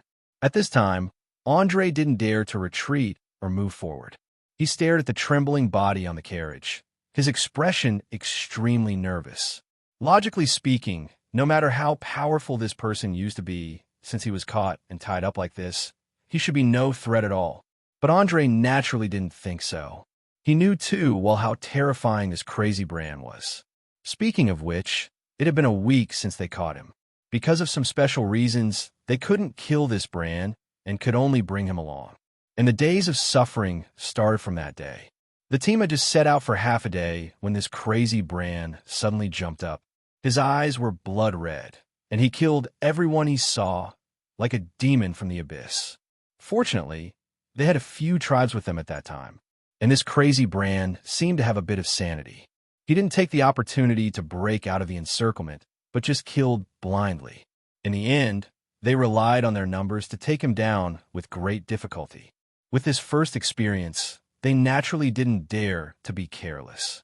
They especially found chains to tie up his limbs. But soon after the team set out again, this crazy Bran suddenly jumped up again and immediately broke the chains on his limbs. Then he started to kill again. The situation this time was similar to the first time. After paying a heavy price of casualties, they finally caught the unconscious crazy Bran again. Because of these two strange situations, the team was ordered to stop under the orders of the leader. Then they launched an investigation to find the reason why this guy went crazy twice. In the end, they found out that this crazy Bran wasn't pretending to be unconscious and trying to escape. An ordinary tribe warrior secretly kicked him because his brother was killed. The reason for the second time was similar.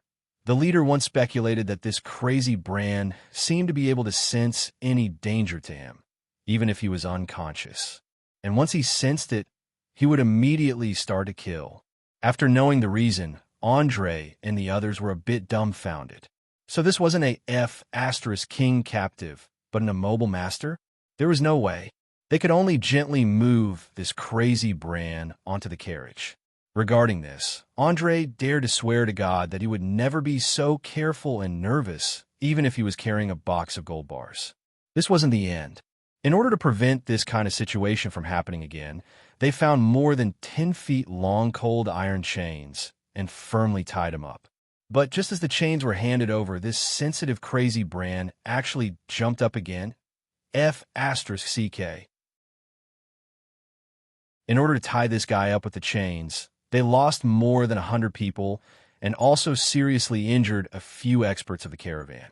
It was tragic, and the suffering wasn't over yet. In fact, it was just the beginning.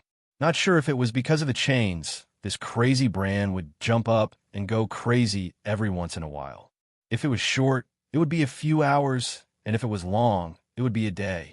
There was no pattern at all, and it was purely based on his mood. Fortunately, the chains were already tied up, and there were 3 layers on the inside and 3 layers on the outside. They didn't let go of any part of his body except for his head. With such a dense chain and 100% cold iron, this crazy Bran finally couldn't break free. But even without his arms and legs, it didn't mean that this crazy person wasn't a threat. One had to know that when he acted up again, he had already injured an expert. With such an impressive battle record, how could Andre not feel nervous and apprehensive when he saw that guy suddenly wake up? But just as Sheenie's sobbing voice sounded from afar, Andre frowned with a puzzled expression. It turned out that this crazy Bran didn't make any big movements this time. When he opened his eyes, he stared blankly at the sky and then looked at his body. His expression was very calm. Finally, he tried his best to lean his body to meet Andre's gaze. He was slightly startled, but then he grinned and said, "Hee, good afternoon." Andre was dumbfounded when he heard this. He was completely speechless. What kind of situation was this? Could it be that this crazy person recovered? Yeah, his eyes didn't seem red this time. Grumble, grumble, grumble. Andre didn't answer, but that crazy Bran's stomach made a sound first. It could be seen that it was an awkward smile. That crazy person looked at Andre with embarrassment. "Dad, is there anything to eat? I'm hungry." Chapter 612. The food was quickly delivered, and of course, all the experts in the caravan followed. The food was quite sumptuous, with both meat and vegetables, but it did not suit the Bran's taste for hot food. But this madman Bran was not picky about food, or perhaps he was really starving, as he wolfed down the food and clicked his tongue. This strange scene made Andre and the others, who were on high alert, a little dumbfounded. In this week, as long as this madman Bran was awake, he would turn the world upside down. Although it was difficult to kill directly because of the cold iron chains, but when did he not cause them to be extremely tense and nervous? But this time, when he was awake, he only said that he was hungry. Needless to say, this so-called madman Bran was naturally Tang in. After being calmly mocked by the old butler in the system space, Tang in really did not have the face to stay any longer and immediately returned to his external body. As soon as he came out, Tang In felt his stomach rumbling with hunger and spontaneously kept growling. This was naturally normal. In the previous week, Tang In was either unconscious or crazy, not to mention that Andre and the others did not even dare to approach him. Even if food was delivered to his mouth, he would not eat at that time. He quickly swallowed all the food. Is there more? Oh, thank you, beautiful lady. It was the curious Sydney who, after hearing Tang In's words, subconsciously handed over another plate of meat slices. Blinking, Tang In's lips curled up. Also, I'm really sorry, I didn't mean to disturb you before. Without a doubt, when Tang In was awake just now, he saw the scene that was like firewood burning with fire. Ugh. Sydney, who had just handed over the food, was immediately pulled away by Andre. She was stunned when she heard that, and then her face turned red, quickly glancing at Andre and lowering her head. Ahem! After coughing twice, Andre's eyes twitched. He glanced at the people around him and found it difficult to answer. He could only glare fiercely at Tang In, who was ruining things, and take a few steps back. Oh, so it's still in an underground state. Haha, so lame. This young master is using real bullets. Apui. Shaking his head, Tang In quickly cleared his mind of the undesirable thoughts that had involuntarily sprung up. He inwardly grinned. Could this be a sign that the evil body was imperceptibly influencing one's personality? No, I'm a pure and kind-hearted young man. Tang unconsciously let his imagination run wild. Coupled with his jesting, he finally managed to suppress the erotic memories that had just surfaced in his heart. Then, he turned his head to look at his surroundings and could not help but sigh. The old butler was not lying. The backlash effect of Tang Un's evil body had indeed disappeared. The old butler was also not lying. In his current state, he would not be able to escape in a short period of time. Not to mention his injuries, under the evil body state, the blood cheese intermediate good fortune effect was also at its peak. Although his injuries were not completely healed, his physical condition had recovered to about 70%. However, the thick cold iron chains on his body were a bit of a pain in the ass. He had never seen anyone tied up like this. They crisscrossed and wrapped in layers, sealing him tightly. It looked like a barrel-shaped cocoon. And what was even more abnormal was that these iron chains were not locked. They were simply tied into a dead knot. Sometimes, one had to admit that the simplest and most primitive structure often meant that the smaller the flaw, the harder it was to damage. Previously, Tang In his evil body state had not been able to forcibly break it, so there was no need to mention the current Tang. It could be said that without the help of other tools, such as his dagger, it would indeed be very difficult to break free. While thinking about the problem of escaping, Tang In turned sideways and chewed the meat in his mouth. At this moment, the surrounding experts of the caravan stepped aside, and a slightly thin figure walked into the valley. The well-tailored fox fur coat covered half of her face. Her light blue eyes were calm, but when she saw Tang In, she narrowed her eyes. Tilting his head, Tang In took advantage of the opportunity to swallow the meat in his mouth. When he met her gaze, his long and narrow eyes could not help but narrow slightly. He had seen this woman just now, but that was in the system space. If he guessed correctly, it was this woman who had forced him and Sylvia into the Forbidden Valley and set up a trap to capture them. After looking at each other for a few seconds, Tang In turned his head and once again put the meat in his mouth into his mouth. Captain! Shinny leaned over and whispered what had just happened. Hearing this, the young captain nodded slightly and looked at Tang In again. More accurately, he looked at Tang In's eyes that had already dispersed the bloody light. He thought for a while and nodded again without saying anything. The scene was silent for a moment. Only the sound of Tang In's chewing and the whistling of the cold wind could be heard. Now, Tang In was indeed very hungry. The plate of meat that had just been brought over was quickly swallowed into his stomach, and then he licked his lips as if he had not had enough. Do you still need it? At this moment, the young captain spoke for the first time since they met. His voice was hoarse and pleasant to the ear. Of course, thank you. Under the shackles, Tang In shrugged his shoulders with difficulty and thanked him bluntly. Shaking his head slightly, the young captain looked at Sheeny beside him. The latter pursed her lips and went out to prepare meat and wine. I need some time. Waving his hand, Andre carefully went forward to help the cocoon-like Tang and up. The young captain walked to 3 meters in front of him and said, "So, we can chat for a while. Mr. from Bran, what is your name? What do you think about being called Bran?" Just as he finished speaking, Andre and the others were about to step forward with gloomy expressions. Seeing this, Tang Yin smiled and looked at the young captain with a calm expression. I'm just joking. But when asking for someone else's name, shouldn't you say your own first?" Tang Yin was really relaxed now, although he did not know the reason. Since these people in front of him did not kill him while he was unconscious, they naturally would not attack him now. Sure enough, the young captain waved his hand and signaled Andre and the others to step back. He calmly said, "Lan Sha, indiscriminate killing? That doesn't scare me. Lan is a mountain mist, Sha is in sand." "Oh, why didn't you say so earlier? You almost scared me. Lan Sha, and what a nice name." Raising his eyebrows, Tang Yin praised with a smile. "Thank you." The young captain, who called himself Lan Sha, was expressionless and looked at Tang Yin calmly. Then, Mister's name? Tang Yin seemed to come back to his senses. He suddenly smiled and said, "Oh, Jack Brett. Just call me Jack. How is it? Isn't it easy to remember? It's catchy." "Ha!" Nodding, Lan Sha did not laugh. Instead, he softly said, "Mr. from Bran. I haven't been a Bran, but I know one thing very well. That is, among 100 Bran people, at least 7 or 8 of them are called Jack." "Oh, is that so? That's really a coincidence." After a few dry laughs, Tang Yin slightly grinned. His expression was calm. "Well, sorry, I lied to you. In fact, it doesn't matter if I tell you my real name. Arthur. My name is Arthur."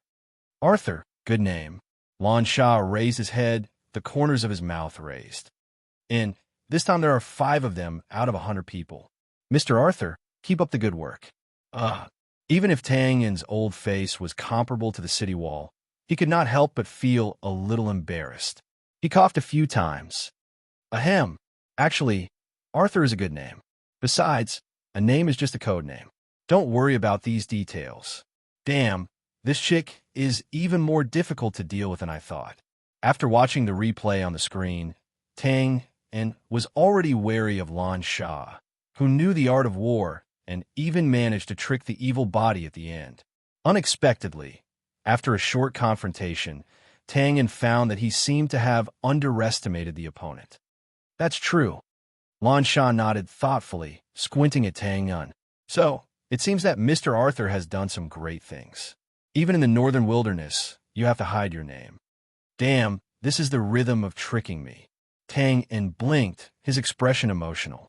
"I didn't expect that I hid so deeply that you could see through it. Yes, I do often do great things. Well, doing good deeds without leaving a name, moral integrity is very good." "Shut up." Anyone could see that Tang Yin was talking nonsense, but everyone's reaction was very different. Lan Sha squinted her eyes and smiled. She seemed to be listening to him with great interest, but she didn't say anything. But Andre on the side could not stand it. He took a step forward and raised his fist to punch him. "Wait." Lan Sha waved his hand to stop the indignant Andre. "I still have a question to ask." Tang Yin saw this and laughed. That's right. Don't be impulsive when you're outside. But looking at you now, it's obvious that you won't cooperate." Lan Sha changed the topic and took a few steps back. He turned around and snapped his fingers, casually saying to all the experts of the caravan surrounding them, "Attack together. Just leave your breath to talk. Attack together, you're the devil."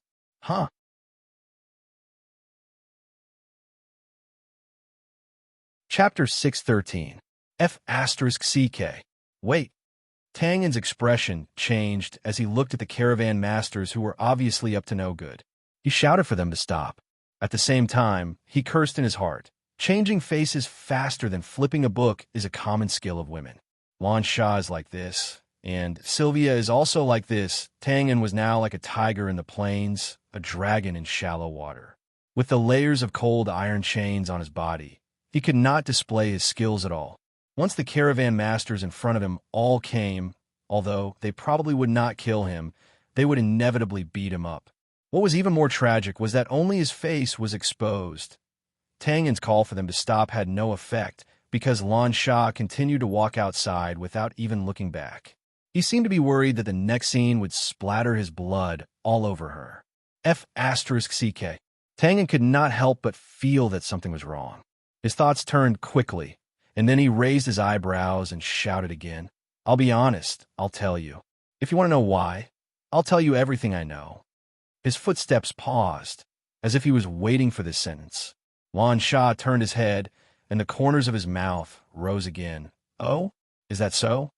Little girl, I'll let you be arrogant for a while. I'll teach you a lesson when I get back. Although he was secretly resentful, Tangen looked very sincere on the surface. Of course. He, nodding non-committally, Lan Sha looked at the caravan masters who had gathered. The latter understood and punched a few times and reluctantly retreated. Lan Sha walked in front of Tangen again and opened his right hand. A half-wolf jade pendant lay quietly in his palm. Is this yours? Huh? Tangen was stunned when he saw this. It was obviously the jade pendant that Z had given him before. His thoughts turned quickly, and he answered honestly, yes, it's mine. There was no way to deny it, because it was definitely taken from him. Where did you get it from? Tangen's expression did not change, but he muttered in his heart. What was going on? Could it be that this little girl recognized this jade pendant? This shouldn't be the case. This jade pendant was Z's. How could she possibly recognize it? That's not right. What did Z say at that time? If he met someone who had the other half of the wolf-shaped jade pendant in the northern wilderness, he would help him ask a question. Thinking up to here, Tangen couldn't help but be dumbfounded. His gaze was strange as he sized up Lan Sha from head to toe. It can't be right. Is this the old lover that Z can't forget? But he was too young. Wait. Could it be that he was an old cow nibbling on young grass? That was possible, Mr. Arthur. Lan Sha felt a little uncomfortable under Tangen's strange gaze. He frowned and said, my patience is not always this good. Oh, sorry. Tangen licked his dry lips and asked tentatively, do you know this jade pendant? You have the other one? Lan Sha's body trembled when he heard this. He then took a deep breath and looked at Tangen inexplicably. He then turned his head and waved at Andre and the others, indicating that they should leave. Captain, Andre and the others were shocked when they saw this. They naturally didn't feel at ease leaving Lan Sha alone with Tangen, this brand lunatic, even if Tangen was locked up right now. But this time, Lan Sha's attitude was very firm. His face was cold, and the majesty of his superior was revealed in an instant. Get out. Yes. Everyone was helpless. They could only glare fiercely at Tangen with warning eyes and turn to leave. Among them, Andre's expression changed. He was the closest just now and heard the conversation between the two clearly. Thinking about the Empress's secret that Sheenie had told him before, his mind naturally wandered after everyone left the call. Tangen's long and narrow eyes couldn't help but narrow slightly. It was true that he couldn't break free from the chains, but this didn't mean that he didn't have the ability to attack. This Lan Sha in front of him was obviously too weak to stand up to a gust of wind. He only needed to pounce forward quickly, and there was a high possibility that his teeth would be stuck next to her throat. He just didn't know how high her status was, and whether he could kidnap her and escape with his life. Mr. Arthur, I don't have much strength, but, as if he knew what Tangen was thinking, Lan Sha took out a rectangular wooden box from his chest and walked in front of Tangen openly. He opened it, and there were a few colorful things that looked like berries inside. He casually took out a dark red berry and held it in his hand, saying, "Do you recognize these things?" Tangen suppressed the urge to attack immediately. His eyebrows twitched, and he smiled. "I don't recognize them, but they taste pretty good." "Oh, then you must try them when you have the chance." A strange smile appeared on Lan Sha's half-hidden face. "These are foods unique to the northern wilderness, and they're quite rare. Mr. Arthur is from Bran, so it's normal that you don't recognize them. Let me introduce them to Mr. Arthur. Ching Chong pointed at them one by one. This black one is the rotten fruit, this red one is the flame fruit, and this green one is the poison mist fruit. The dark red one in my hand is the explosion fruit. It will explode with a pinch, and it can trigger the other fruits as well. Pause for a while. Haha, Mr. Arthur is a clever man, so of course you know the meaning behind these names. I don't think I need to introduce them in detail. Rotten water, flame, poison mist, explosion. Could these names be any simpler and more practical? Tang Un's eyes twitched, and he moved his gaze away. What kind of woman is this? Why is she playing with these things? Tang Un did not think that Lan Sha was bluffing because he could sense danger from these fruits as well. The feeling was faint, and if he was not mistaken, these fruits did not have a large coverage area. However, combined with his current immobility, this was going to be fatal. Clicking his lips, Tang Un raised his head and narrowed his eyes. TSK, TSK. Could it be that Lan Sha is willing to die together with me? Of course not. You'll be the one dying, and I'll be fine. Lan Sha held the explosion fruit behind her back. She leaned toward Tang Un and whispered hoarsely, "Or would Mr. Arthur like to give it a try?" Leaning back, Tang Un shrugged and simply said, "Okay, little girl, you win." Slightly frowning, she seemed to be dissatisfied with the title of little girl.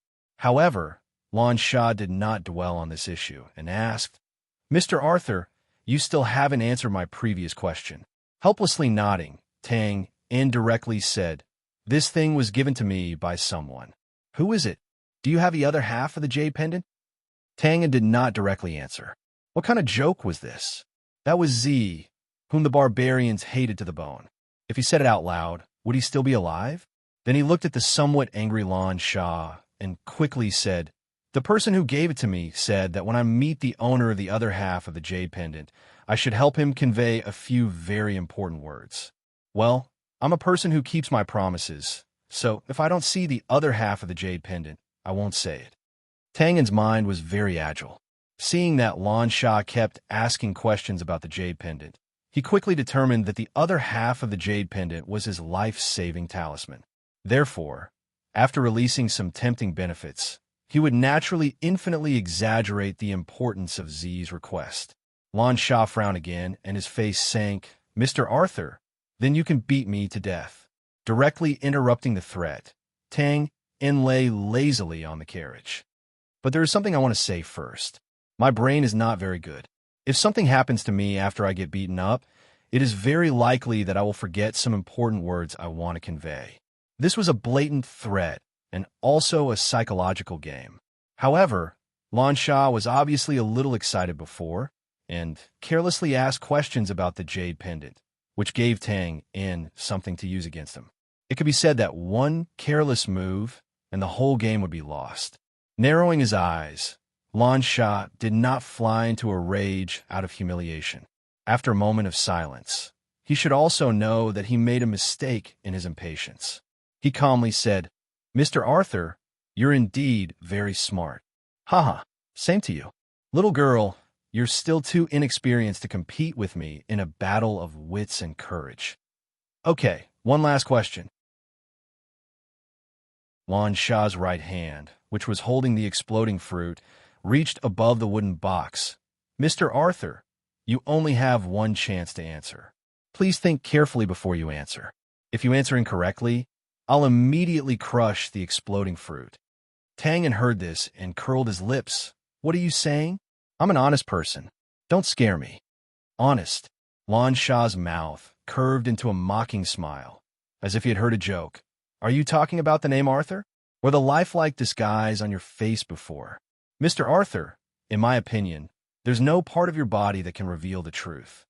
Tang Un heard this and could not help but raise his eyebrows in surprise.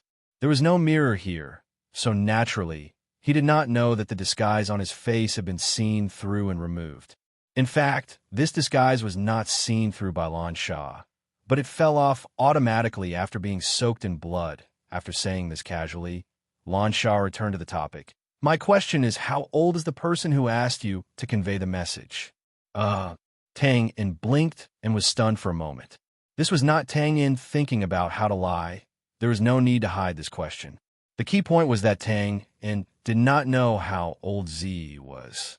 After pondering for a while, he shook his head. To be honest, I'm not sure either. But he's undoubtedly a middle-aged man, his age.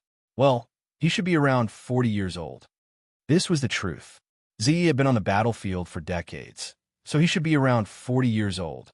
However, with his heaven-defying appearance, it was hard to tell his age. Lan Sha heard this and lowered her eyes. Her expression was calm, and no one could tell what the result was. However, Tang Yin could still see that her heart was not calm at this time from the small movements of her left hand from time to time. After a while, Lan Sha put away the long wooden box and said calmly, "Congratulations." After saying this, he turned and left. "Oh, that's it?" Then, "Lan Sha, where's the food that you promised before? Why hasn't it been delivered yet?" Lan Sha paused and turned his head. With an inexplicable smile, he simply said, "I lied. F*CK. This is blatant revenge. Only villains and women are difficult to deal with. The ancients did not lie. Don't be like this. Hey, don't go. I have amnesia. When I'm hungry, I forget everything. Really, hey." Chapter 614. The sky was always pale and gloomy. Occasionally, a few clouds would pass by, but that was just wishful thinking. The mountain road was also winding, causing the carriage to move unsteadily. Tang Yin felt a little uncomfortable as the carriage bounced along the road with its back against the ground. He was already tired of looking at the gloomy sky, but lying on the carriage, there was no other way to look at it. Letting out a sigh, Tang Yin twisted his body into a more comfortable position. A few barely noticeable traces of blood disappeared from his back. Still not enough. The blood energy's various effects were there. Whether it was penetration or defense breaking, there was absolutely no problem. But if he wanted to rely on this to forcefully break open the cocoon-like cold iron chains, it was undoubtedly not realistic. Therefore, Tang Yin had been trying to learn a new skill from the system, Empyrean Blade. Since there was no weapon to assist him, he had to create one himself. Tang Yin's train of thought was undoubtedly correct. The Empyrean Blade skill could also achieve such an effect. But the key problem now was that this skill was not easy to learn. At least, it was not something that could be quickly learned by cramming at the last minute. Tang Yin had been thinking about it since last night until this morning, but he still could not figure it out. He could barely condense the blood energy into the shape of a blade, but that was completely useless. Not to mention cutting the chains. Being able to maintain it for a few seconds was already a great fortune, and now it was scattered again. Melancholy. Shaking his head, Tang Yin looked at the caravan experts beside the carriage. He thought that perhaps the best way was to find another way. In fact, Tang Yin knew that the system's skills were never easy to learn. According to the usual training time for new skills, it would take at least half a month to completely master the Empyrean Blade. Moreover, that was under the premise of a great opportunity descending upon him. But in the current situation, although his life was not in danger because of the Jade Pendant, it was only temporary. These people's speed was not slow. When they arrived at their destination, if he really had to take out the other half of the Jade Pendant, then his situation would not be good. If he said what Z told him, then he would most likely be killed. If he did not say it, then he would be continuously tortured. What a tragedy. Thinking of this, Tang Yin licked his dry lips and became even more determined to escape as soon as possible. With his current situation, it was naturally impossible for him to rely on himself to escape. So, he could only rely on these barbarians. In fact, according to his observations during this period of time, this small caravan in front of him was obviously abnormal. First of all, whether it was the Northern Wilderness or the Brand, no small merchant group would have so many elite guards. Moreover, he had never heard of a leader of a small caravan that could mobilize tens of thousands of soldiers and deploy them well. TSK. Don't tell me I ran into a member of the royal family who came out to play. That's what the novels say. Tang In thought as he smacked his lips. In such a team, the most obvious flaw seemed to be the two weak women. One of them was called She and I. She seemed to be a servant girl, so there was no point in holding her hostage. The other one, Tang In stood up slightly and looked at Lan Sha, who was not far away. He could not help but grin. Intuition told him that if it was not necessary, it was best not to provoke this woman. Phew! Lying down again, Tang In let out a long breath of turbid air gloomily. He cursed in his heart. Stupid TV shows are really unreliable. The protagonists in those shows are caught, but in the end, they can successfully escape by seducing, bribing, and even using the excuse of going to the toilet. Isn't this obviously bullshit? Just as Tang In was thinking of an escape strategy, the caravan gradually slowed down. Then, he heard Andre, who was not very friendly to him, asking for instructions. He used the standard brand language. Well, from this point, it could be seen that this caravan was not normal. As for what was said, Tang In did not hear clearly.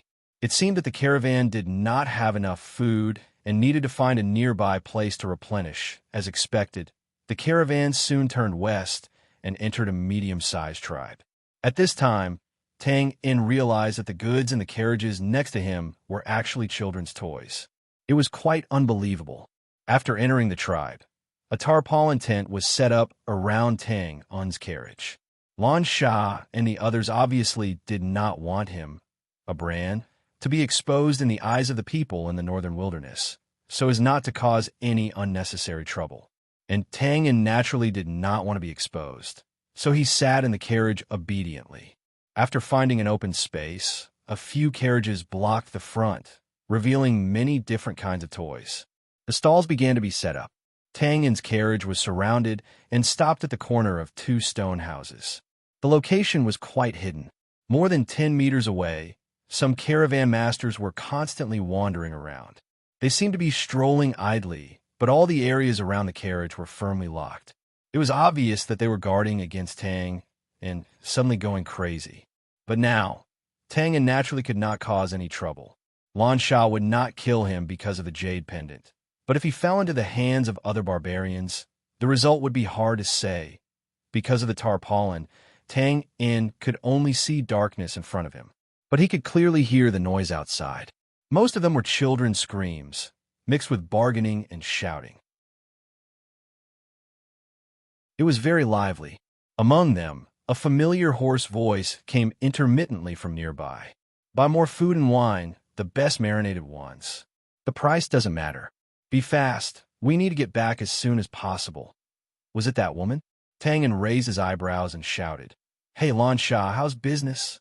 The conversation outside suddenly stopped. After a moment, half of the tarpaulin inside was lifted and light shone in.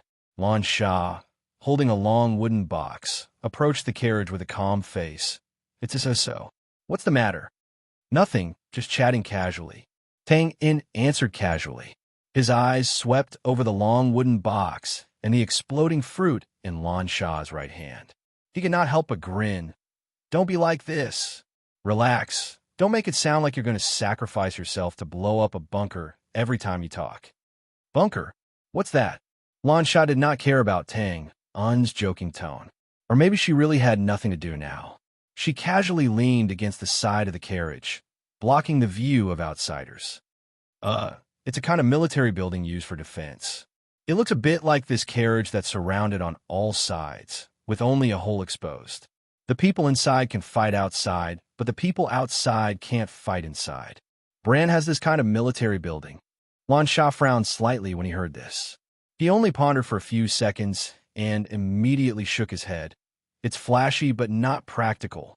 Even if the soldiers inside are archers, they can only shoot a few rounds of arrows at most before the cavalry charges in front of them, and they get beaten up.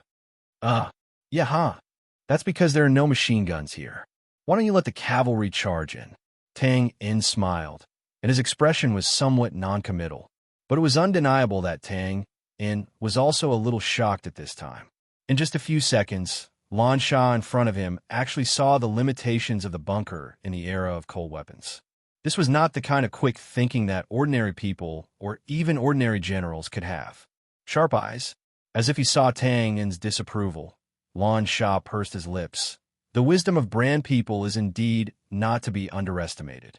There are a lot of geniuses. For example, the amazing alchemy items, the Thor series, which is an out-and-out killing weapon on the battlefield. But at the same time, there are even more stupid people. The long stretch of brand border that used countless manpower and resources, but in the end, it didn't have any effect on us at all. This is the proof. That is indeed a very stupid idea. But aside from this, it is also a fact that your invasion for hundreds of years has not made any progress, right? Don't misunderstand. Tang Ying was not interested in the hatred between the Bran and the Northern Wilderness. The reason why he continued to talk about Lan Sha was because he wanted to understand more about this difficult opponent. Once he decided to run, he would not be so passive. Invasion? The truth? When he heard this, Lan Sha's mouth suddenly showed a mocking smile. The truth has long been buried by the dust of history. Pause for a while. His tone was a little hurried. I know how you brand people describe the Northern Wilderness. It is nothing more than desolate, barren, and unruly. I also know how you brand people describe us. It is nothing more than ignorance, barbarism, cruelty, and violence. Yes, these are all basically correct, and we also admit it. He spread out his hands. See, although this is not something to be proud of, at least we dare to admit it. What about you brand people? Have you heard of Firebeacon City? Firebeacon City? When Tang Yin heard this familiar name, he was stunned for a moment before he reacted. It was the city that he had passed by when he was chased by Sang Pu and Oliver. He still remembered that Sang Pu had killed a lot of people in the center of the city. It seems like, don't you feel puzzled? Why would there be such a military fortress in the northern hinterland of the Bran where there are no weapons? Why? Tang Yin raised his eyebrows. He was really curious. Because Firebeacon City was like what Lan Sha had said. The city walls were 70 to 80 feet high, and the whole thing was made of solid black rock. It did not look like a city in the interior, but more like a military fortress near the border. The reason is very simple. Lan Sha's mocking expression became more intense. Because about 300 years ago, Firebeacon City was a frontline city, which is the middle point between the Bran and the Northern Wilderness. You said that it was our tribe that invaded, and all the Bran people said that it was our tribe that invaded. But in fact, it was your Bran that had been invading. Opening his mouth, Tang Yin was a little shocked. He was not a Bran person, so when he heard this, his first reaction was not to question or refute. On the contrary, with the rationality of a bystander, Tang Yin actually already believed that the facts were as Lan Sha said. Otherwise, the situation in Firebeacon City would be difficult to explain. Of course, I can understand very well. The so-called law of the jungle. The weak are prey to the strong. There is nothing to say about this. The slightly hurried tone gradually calmed down. Lan Sha slightly raised his chin and looked at Tang Yin with a cold and proud expression. But one day, we will take back everything that belongs to us, and everything that belongs to you. A moment later, clap, clap.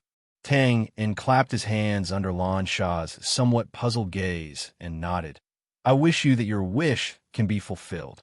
Frowning, Lan Sha stared at Tang Yin for a while and narrowed his eyes. Provocation or flattery? If it is the former, although it is annoying, you're still a tough guy. If it is the latter, I will despise you. Touching his nose, Tang Yin could not help but be speechless. What am I saying? I'm not from this world. You guys can fight among yourselves. What does it have to do with me? After struggling for a while, he finally spread his hands and smiled bitterly. Sincere wishes are not enough. You have to allow neutral people to exist. Sometimes neutrality is a kind of betrayal, Lan Sha said calmly. But if this is the case, it is not bad news for me. Do you know, I once wanted to recruit you in the Forbidden Valley.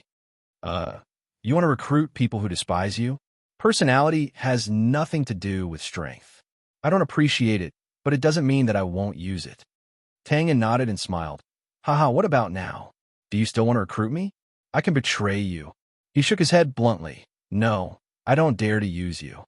Because you're not telling the truth, including the sentence just now. Tang had knocked the back of his head on the wooden board and looked a little helpless. Don't be like this. I'm a devout believer. I can swear to the God of light that I can really betray you. Mr. Arthur, as far as I know, you were chased by people from the Temple of Light not long ago. Ahem. Accident. It was just a small accident. His words were exposed as soon as he said it. Even if Tang In had no integrity, he was still a little embarrassed. He wanted to break free from the chains and touch his nose. At this time, a figure was reflected on the side of the inner wall, which meant that someone came over. Leader, everything is bought. It is enough for us to reach the Imperial City. Oh, it was that guy called Andre. Tang In had always had a good memory. Not to mention this unlucky guy who was ruined by him when he just woke up. In fact, he could remember the names of most of the people in the small caravan. Sometimes, collecting information only required a pair of normal ears. But the Imperial City? Listening to the destination of this group of people, Tang In could not help but be a little shocked. Lan Sha nodded slightly. Well, let everyone tidy up the stall and get ready to go. Okay. Andre responded, but he did not move. His tone was a little hesitant. Leader, when I was shopping, I walked around the tribe and found that thousands of warriors of this tribe are concentrated in the east, west, and south of the periphery. It's like they are surrounding us. Huh? Lan Sha frowned. What's the situation? Andre shook his head. I don't know. I asked around and found that the people in the tribe did not know either. Lan Sha frowned even more. Maybe they're preparing to surround and hunt. Or maybe the neighboring tribe suddenly attacked. Another loud voice. This time, Tang In did not see anyone, but looking at the clear curve of the reflection on the wall, he knew that it was undoubtedly Sheeny. Well, that's possible. Andre was a little uncertain. No matter what, just leave as soon as possible. Lan Sha thought for a moment, then decisively gave the order. Then his frowning, thin eyebrows relaxed, puzzled and somewhat self-deprecating. In the entire northern wilderness, who would dare to harm him? Once the order was given, the stalls in front were quickly packed up. Some of the toys on display were also moved back to the carriage, and the tarps were unfolded and sealed again. At this time, Lan Sha had already left the carriage that Tang In was in, but the half-open curtains were not closed. Tang In was half-leaning, slightly poking his head out to look at everything outside. TSK, business is just SOSO, not much is sold. But those plush toys are good camouflage materials. They should be useful when escaping. The Imperial City they mentioned just now, is it the Imperial City of the Northern Wilderness? I wonder how far it is from here. Tang In didn't have any other ideas as he was thinking about his unconstrained thoughts.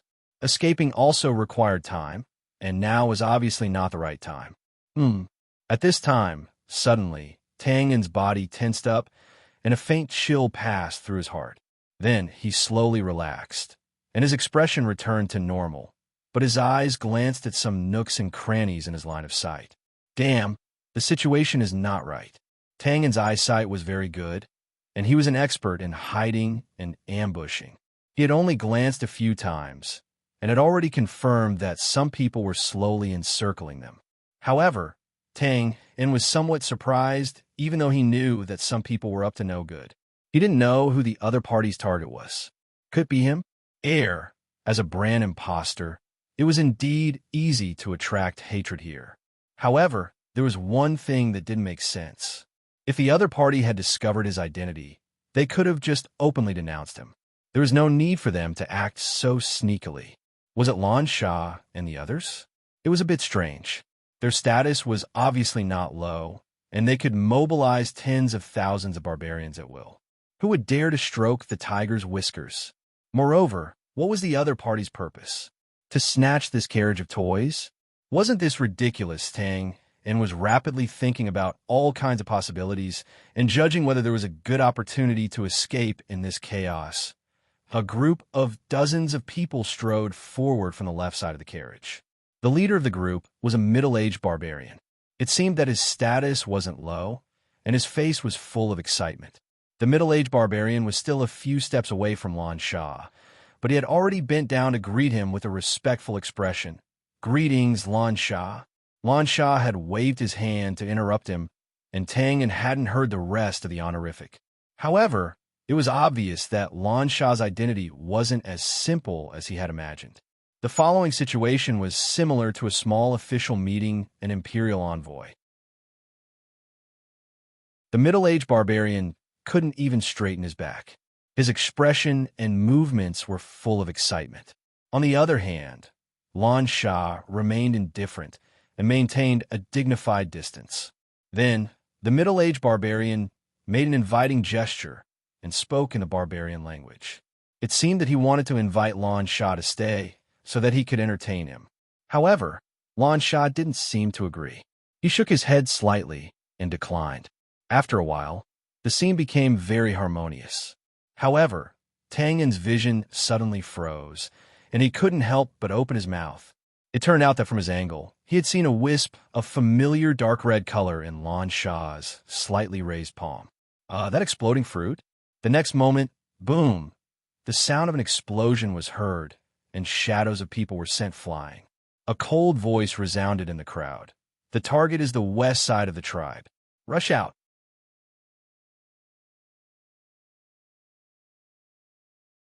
Chapter 6:15. A chief. Damn it. Attack, attack. Chaos erupted in an instant. A few seconds ago, it was still a harmonious scene, but now it was the rhythm of life and death. The first to die was the middle-aged chief of the tribe. He was too careless, or perhaps he had no choice but to do so. He was so close to Lan Sha, and he sincerely hoped that the other party would stay and accept his hospitality. But in the end, what he received was an exploding fruit thrown into his mouth, and then he was kicked out. Andre and the others seemed to have already received the signal. Hearing Lan Sha's order, they rushed forward and directly charged into the group of people who were previously respectful, but were now shouting and attacking loudly. There were not many guards accompanying the caravan, only about 20 people in total, but they were all experts. Naturally, these ordinary tribesmen could not resist them. In just a short moment, the group of people who came with the chief were all blocked and were in imminent danger. But at this time, the order to attack from these people was also effective. Around the caravan, on top of the buildings, and other places, many figures with bows and arrows appeared. "You dare! How dare you!" Thunder roared, and the experts who were protecting Lan Sha quickly surrounded the carriages. They glared angrily, intending to intimidate these ordinary archers.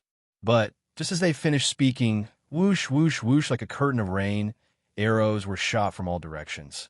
Thud, thud, thud, bang, bang, bang, and the carriages were instantly filled with arrows.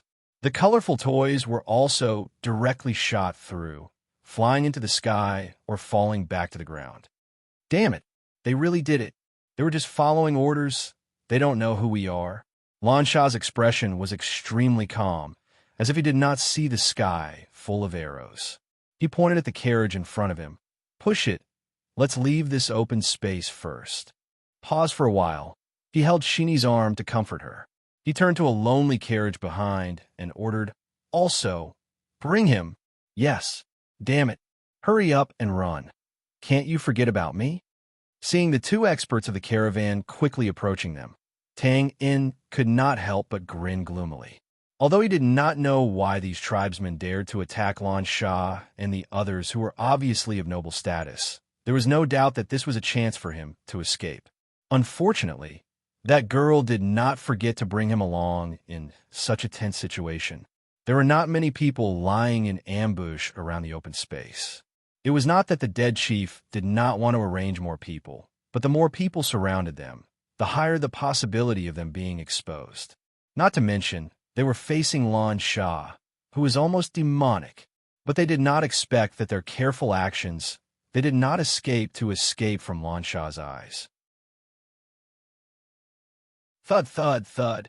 Amidst the sounds of buildings exploding, the rain of arrows was greatly reduced. Looking at Tang Yin, who was being carried over, Lan Sha's face was cold as he said decisively, "Charge!" Whoosh! More than 20 experts unleashed their full strength, forming a circle under the pervasive black gas, protecting Lan Shah and the others as they rushed into the scattered buildings beside the open space. But in this short period of time, there were still dozens of archers who took advantage of the gaps and sent arrows straight at them. Ding, ding, ding. The members of the caravan were undoubtedly experts, so they were not afraid of the scattered arrows. But their focus was on protecting Lan Shah and Shini, and Tang Un was just an extra. With such an attitude, arrows naturally hit their mark. But fortunately, Tang Un had something like an armor on his body, and those layers of cold iron chains. Damn it! Feeling the intense vibrations of the chains around his body, sparks would fly out from time to time. Even if Tang Un's mental fortitude was extremely strong, he could not help but curse in fear. As if alarmed, Lan Shah turned his head and swept a glance. Then his thin eyebrows moved slightly. He pointed at Tang Un and said, "Protect your head. Carry him to the front." Tang Un opened his mouth in shock, but before he could react, he was carried to the front of the group by the two experts of the caravan, who were laughing and faced the arrows that were coming from all directions. Ding, ding, ding. Damn it. Lan Shah, damn you. Set fire. I want to see smoke billowing from this tribe within 5 minutes. And Lan Shah turned his head, expressionless, shut his mouth.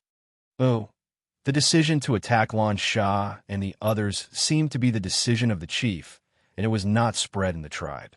Therefore, when the fierce battle suddenly started, some barbarians even ran out to watch and looked up at the flames in confusion. The northern wilderness was a place where fighting and killing people on the street were not a big deal. But now, the situation was obviously different. Under the flying arrows and the black smoke, the curious and innocent barbarians were suddenly killed or injured, and their screams continuously resounded in the sky above the tribe. The chief did not arrange many people in the tribe, but compared to the small caravan of about 20 people, they still had the advantage in numbers. When Lan Shah and the others rushed into the scattered buildings, the archers who were chasing after them were like fish in water, running and shooting arrows from all kinds of tricky angles. But unfortunately, those arrows with great strength and precision were all useless after hitting a moving shield. Needless to say, this so-called shield was naturally Tang Un. His body was tied up with several layers of thick chains, and the area covered was quite considerable. Sometimes, when passing through some narrow alleys, they even had to destroy the walls on both sides. As a result, the tribe's archers could not help but feel depressed. They could not stop Lan Shah and the others from moving forward. When the arrows were shot, except for the sparks that flashed on the chains of the perverted thing and made a crisp sound, they did not hurt or itch and only broke apart. It had to be said that Lan Shah had done his best in terms of mentality and strategy. At the same time, Twain was biting something furry in his mouth. It seemed to be a toy tiger.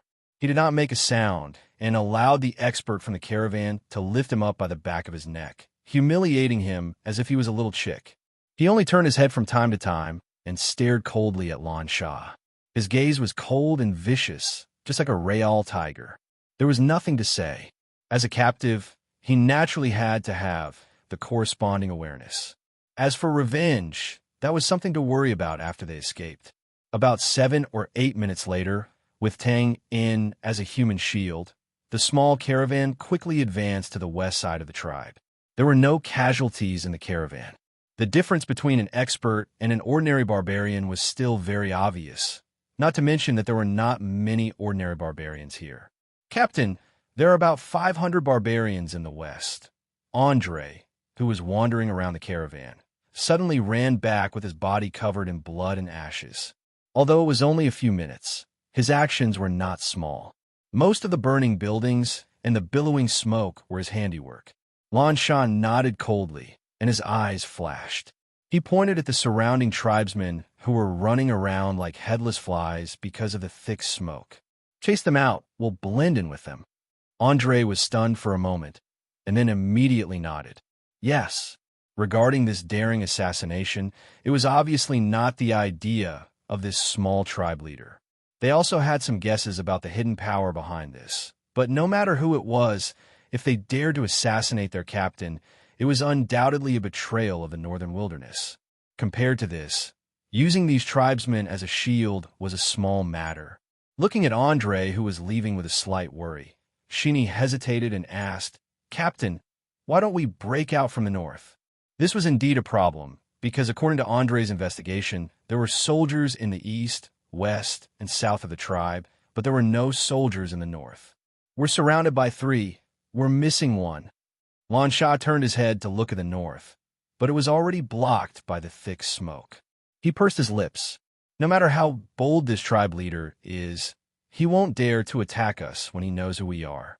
It's not a matter of whether he can succeed or not, but whether he succeeds or fails, he will die without a doubt. In fact, he probably just wanted to delay us, but we immediately packed up after buying the goods, which forced him to show up and stop us. Unfortunately, his performance was very poor. Pause for a while, looked up and narrowed his eyes. Of course, that's not the main point. The main point is the person behind him. He doesn't dare to kill us, so he can only surround us or chase us to the person who dares to kill us. Well, if I'm not wrong, our real enemy is coming from the north. Licking his dry lips, Tang In narrowed his eyes and looked at Lan Sha. Although he didn't want to kill him, he couldn't help but admire him in his heart.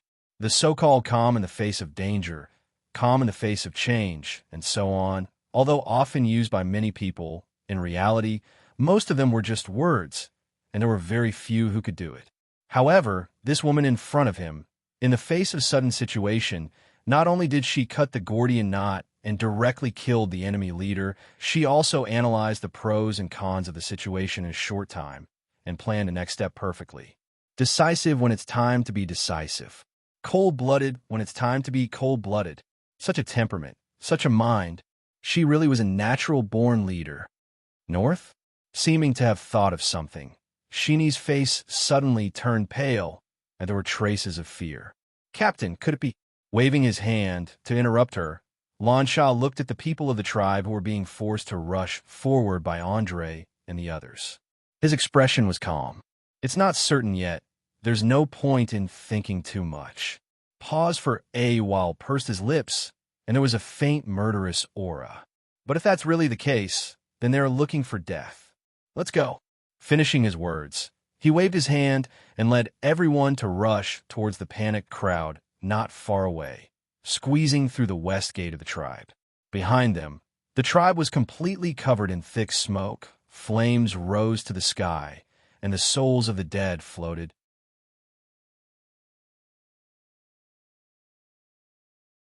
Chapter 616. In the west of the tribe. Just as Andre had investigated before, 500 tribal soldiers were blocking the exit in an arc formation. However, they were also a little flustered at this time, not because of Lan Sha's identity. In fact, they didn't know anything about it. They could only watch helplessly as the tribe's home was gradually on fire. They couldn't help but worry about the safety of their loved ones. At this time, suddenly whoosh, instantly, many figures rushed out of the exit, screaming in horror. Like a tide hitting the shore, they rushed forward crazily. Stop, stop. These 500 soldiers had received a death order, which was to not let anyone out of the tribe. Now that they saw this crazy situation, they couldn't help but shout loudly. When the crowd saw this, they couldn't help but slow down and look behind them in horror. At this time, suddenly, a miserable cry resounded. Someone is dead. Run. They're coming, mixed with all kinds of negative emotions such as fear, horror, and despair. Screams suddenly broke out. In just a moment, it tightly grasped the hearts of everyone. Unconsciously, many people lifted their legs and feet, and the slowed down team accelerated again. In a situation of life and death, no one could keep calm. Of course, there were no absolutes in the world. Perhaps there were a few people who were clear-headed and realized that the screams actually came from the same place. But even if they realized this, it didn't help because they were already being pushed forward by the people behind them. "Damn it, all of you stop." Just as he heaved a sigh of relief, he saw the crowd speeding up again, and it seemed that it was impossible for them to stop this time. Gritting his teeth, An officer raised a nailed iron rod in his hand and roared, "Attack! Attack!" Huh! Bang! Before his voice died away, a leather boot hit his head. It didn't hit because it was free-falling 5 or 6 meters in front of the officer. However, at this time, an old barbarian with a full beard had come out of the crowd. He strode over and scolded loudly. "You little bastard, you even dare to attack your father. See if I don't kill you." As he spoke, he wanted to take off his other boot, but this was indeed a difficult movement in running, so he didn't succeed. Then, all kinds of curses were heard. The dozens of iron rods that had just been raised sparsely were put down dejectedly. This kind of situation was naturally normal. They were all from the same tribe and would see each other frequently.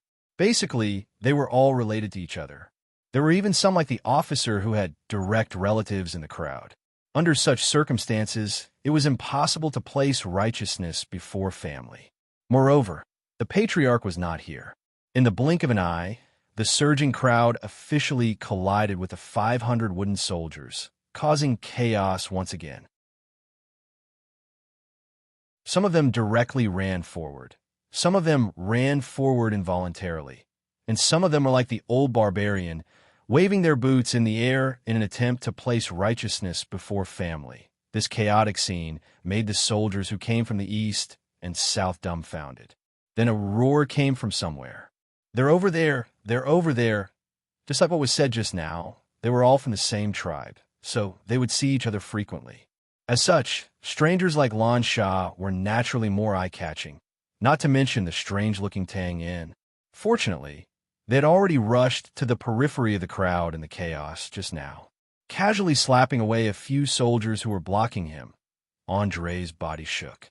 Like a lion or tiger, Black Gas violently rushed out and cleared a path. He leaped up and roared angrily. "A bunch of idiots, do you know who you're attacking? Your tribe will pay the price for your stupid actions today." Wow! Even though she was in a dangerous situation, she and I still subconsciously clasped her heart when she saw the heroic appearance of her beloved. Her eyes were filled with red hearts. This love-struck fool, Tangan couldn't help but curl his lips and tilt his head in disdain. Still looking, "Let's go." On the other side, Lan Sha was much calmer. He didn't say anything and just knocked on Shini's forehead before quickly running forward. The escape had just begun. Most of Lan Sha and the others were experts, so their speed was naturally not something these ordinary barbarian soldiers could compare with. As they chased further and further away, these barbarians received the news of their chief's death. Most of them could only choose to turn back and save the tribe that was covered in thick smoke. After about 4 hours, the fire in the tribe was finally extinguished. Only black smoke curled up in spirals, and the ground was in a mess. At this time, a black mass of soldiers quickly came from the north. When they saw the black smoke curling up in spirals from the tribe, they suddenly split into 2 groups and surrounded the tribe from the left and right. Such an obvious formation was naturally seen by the people in the tribe. Soon, under the leadership of a young barbarian who looked somewhat similar to the previous chief, all the influential people in the tribe came out to welcome them. Oh, it's the people of the War Lion tribe. When the army gradually arrived in front of them, an experienced and knowledgeable old barbarian couldn't help but cry out. There were countless big and small tribes in the northern wilderness, but only a few could stand at the top of the pyramid. And the War Lion tribe was undoubtedly one of them. Although there was no ranking, the War Lion tribe's strength was almost universally recognized as the second most powerful tribe. It was only inferior to the northern wilderness's royal family and the Heavenly Wolf tribe. Hearing this, the barbarians looked at each other in dismay. There was a small commotion. There were a few people among them who knew some inside information, but they didn't know as much as the dead chief. Now that they saw the War Lion tribe getting involved, they were naturally shocked. At this time, some of them remembered Andre's angry warning. They couldn't help but feel a little anxious. In this relatively silent atmosphere, the sounds of hiss, the war horses neighed. The newcomers had finally arrived. They were led by a young man who was wearing a pitch-black high-grade armor. He was holding the reins of a Gu Pan Xiong. When the young barbarian saw this, he He braced himself and stepped forward. Then he saluted, "Sir, this is the Shanwu tribe. I'm the second chief of the tribe." The young man in the pitch-black armor didn't wait for him to finish speaking. He waved his hand impatiently and said, "War Lion tribe, and nah." Hiss! The young barbarian was startled. Then he couldn't help but suck in a breath of cold air. Needless to say about the War Lion tribe, Anna's name shocked the people of the Shanwu tribe. This didn't mean that Anna was famous. The key point was that his grandfather was very famous. That was because his grandfather was the supreme commander of the northern wilderness, Anglos. This Anna seemed to be very satisfied with the reaction of everyone. The corners of his mouth curled up. Then he asked without thinking, "Where is she now?" The young barbarian was startled, but he quickly reacted. He hesitated and said carefully, "Sir, we have arranged all the troops in the east, west, and south of the tribe." "Nonsense." Anna frowned. He was a temperamental person. His face turned gloomy. "I'm asking, where is she now? Who do you think you are? Do you think I can count on you idiots to catch her? Stop joking." "Then, why did you ask us to catch her? You even kill my brother." The young barbarian was furious. He clenched his fists tightly. Fortunately, an old barbarian stepped forward and stood in front of him. He bowed and said, "Sir, they went to the Western Mountains 2 hours ago." 2 hours ago? Why didn't you say so earlier? You're wasting my time." Rolling his eyes, and Na waved his hand and said, "Cavalry, go to the west and find out where they are." "Yes." A figure behind him nodded and rushed out. A large group of cavalry followed him to the west. Rubbing his hands, and Na said politely, "All right," and Na's face turned bright again. He said, "Please tell me the details of the situation." The people of the Shanwu tribe were stunned. They looked at each other. They couldn't accept Na's mood. But no matter what, they wouldn't refuse Na's question. The old barbarian explained in detail how they set the trap and how they were suddenly seen through. Then the enemy broke out of the encirclement and set the entire tribe on fire. Nodding his head, Anna smacked his lips and said, "So, your chief is dead?" Yes." "Oh, that's a pity." But he was thrown into his mouth by an exploding fruit. "Ha, well done." Anna laughed heartily, as if he didn't see the angry gazes from below. He patted the horse's back and laughed. "Where are the corpses? Take me to see it. I haven't seen anyone die after eating an exploding fruit." Roar. Enough. An angry roar sounded. The middle-aged barbarian couldn't hold back his anger. He pushed aside the old barbarian and glared at Anna. "Oh, you seem to be very dissatisfied?" Anna tilted his head and looked at the murderous eyes. The middle-aged barbarian was silent. Although he wanted to tear this arrogant guy into pieces, the War Lion tribe and the army of at least 10,000 people in front of him made him speechless. TSK, if you are dissatisfied, just say it. Although you are just a group of useless trash, I can understand that you couldn't keep her here. But you actually let him run away after just one encounter. Tell me, aren't you all trash? Yes, we are. He said word by word, full of anger. Admit that you're trash? Well, I still have to praise your honesty. I'll say it. The middle-aged barbarian pushed aside the old barbarian who tried to stop him. His face was ashen, and he squeezed out a few words from between his teeth. "I am very dissatisfied." You should have said it earlier. Let me act like an idiot for half a day. Spreading his hands, Anna's face regained its previous arrogance. He lifted his chin and said, "If you had said it earlier, I would have had an excuse to kill you." Then he waved his hand and said, "Kill them." Before most of the barbarians of the Shanwu tribe could react, the soldiers of the War Lion tribe on both sides showed a ferocious expression. They raised their iron clubs and rushed forward. That cold, murderous aura was obviously not a joke. "Kill. F*CK your mother." The middle-aged barbarian saw this, and his blood rushed to his head. He threw his fist and rushed forward. But halfway through, he was stopped by a few bloodthirsty lions whose eyes were glowing with a faint red light. They waved their clubs, and it was obvious that he would die soon. "Don't. How dare you?" The old barbarian pointed at Anna with a trembling finger. His face was red, and he said, "I will report you to the imperial city." "Oh, I'm sorry, but the dead can't report." Anna calmly stroked the horse's back, the corners of his mouth rising. "Also, you just attacked Her Highness Misty Sand. So, I'm eliminating the traitors. The Empress should be thanking me." "Ha! Lan Shai's Highness." "Second Highness?" The Shan Wu tribesmen, who were about to fight to the death, were stunned again. Then, Andre's warning came back to their minds. "Do you know who you are attacking? Your tribe will pay the price for your stupid actions today." They suddenly realized that the price had come, and it was so fast. There were only a few thousand people in the Shanwu tribe.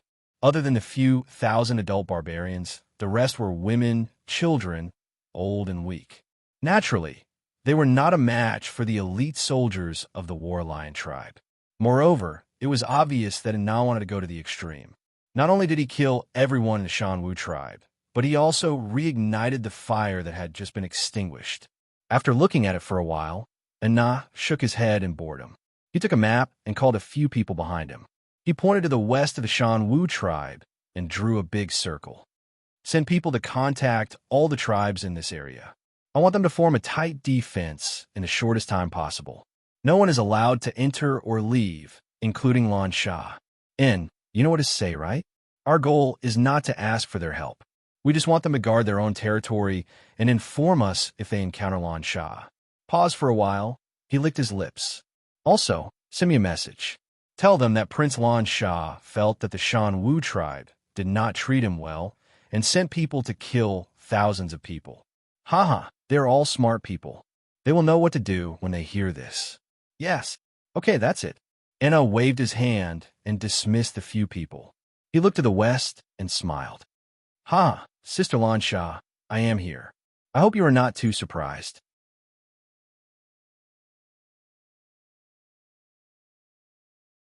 Chapter 617. Looking at the mountain was like running a horse to death, not to mention walking. The mountain range to the west of the Shining Spirit tribe was already in front of them when they were escaping, but now that more than 4 hours had passed, the mountain range was still in front of them. However, Tang was extremely relaxed. He was currently being carried on the shoulders of a caravan expert. Although the posture was somewhat unsightly and even humiliating, it felt pretty good. At this moment, "Captain, look behind us." A shocked voice was heard. Everyone stopped in their tracks and looked behind them. After such a long journey, the Shining Crow tribe had long disappeared from their sight, but now a black pillar of smoke pierced through the clouds. It was extremely clear in their line of sight, a stark contrast to the gloomy sky. Needless to say, this was naturally not the fire they had set before. That pillar of smoke had already disappeared 2 hours ago. "Ha!" Seeing this, Sheeny clasped her hands together in front of her chest and revealed a joyful expression. "Captain, did someone come to save us?" Lan Sha did not answer. Instead, he frowned and squinted his eyes into a crescent shape. He asked curiously, "What did you see?" Hearing this, everyone put their hands to their forehead at the same time, as if they were used to it. Sheeny stuck out her tongue and explained the situation to Lan Sha in a low voice. This girl's eyesight doesn't seem too good. Tangan could not help but raise his eyebrows as he thought so. In fact, from the beginning, he had noticed that Lan Sha squinted frequently, but he did not think in that direction. But now that he thought about it, Lan Sha's actions were like those short-sighted people in the modern world. Thinking about this, Tangan could not help but have a strange feeling in his heart. No one was perfect, this was the truth. But looking at Lan Sha, who obviously had a noble status and was almost demonic in terms of intelligence, it was quite absurd that she had a small problem of nearsightedness. Not likely. After listening to Sheeny's explanation, Lan Sha shook his head without any hesitation. Although our previous whereabouts were exposed, but if it wasn't someone with ulterior motives, it was basically impossible to determine our route in such a short time, let alone coming to rescue us. Andrew frowned. So it's the real traitors? But why did they destroy the Shanwu tribe? They had helped them before. There are too many possibilities. But if, well, then we're really in trouble. Squinting his eyes, Lan Sha looked at the confused eyes of Andre and the others. He pondered for a while and said, "Do you think the small and medium-sized tribes like the Shanwu tribe would dare to attack us?" "Of course not." Andre shook his head without even thinking about it. "Even if they had the guts, they wouldn't dare to harm us." Lan Sha nodded. "Then, what if someone dares to attack us and tells them that we destroyed the Shanwu tribe?" Are you crazy? There are only 20 of us. How can we slaughter an entire tribe?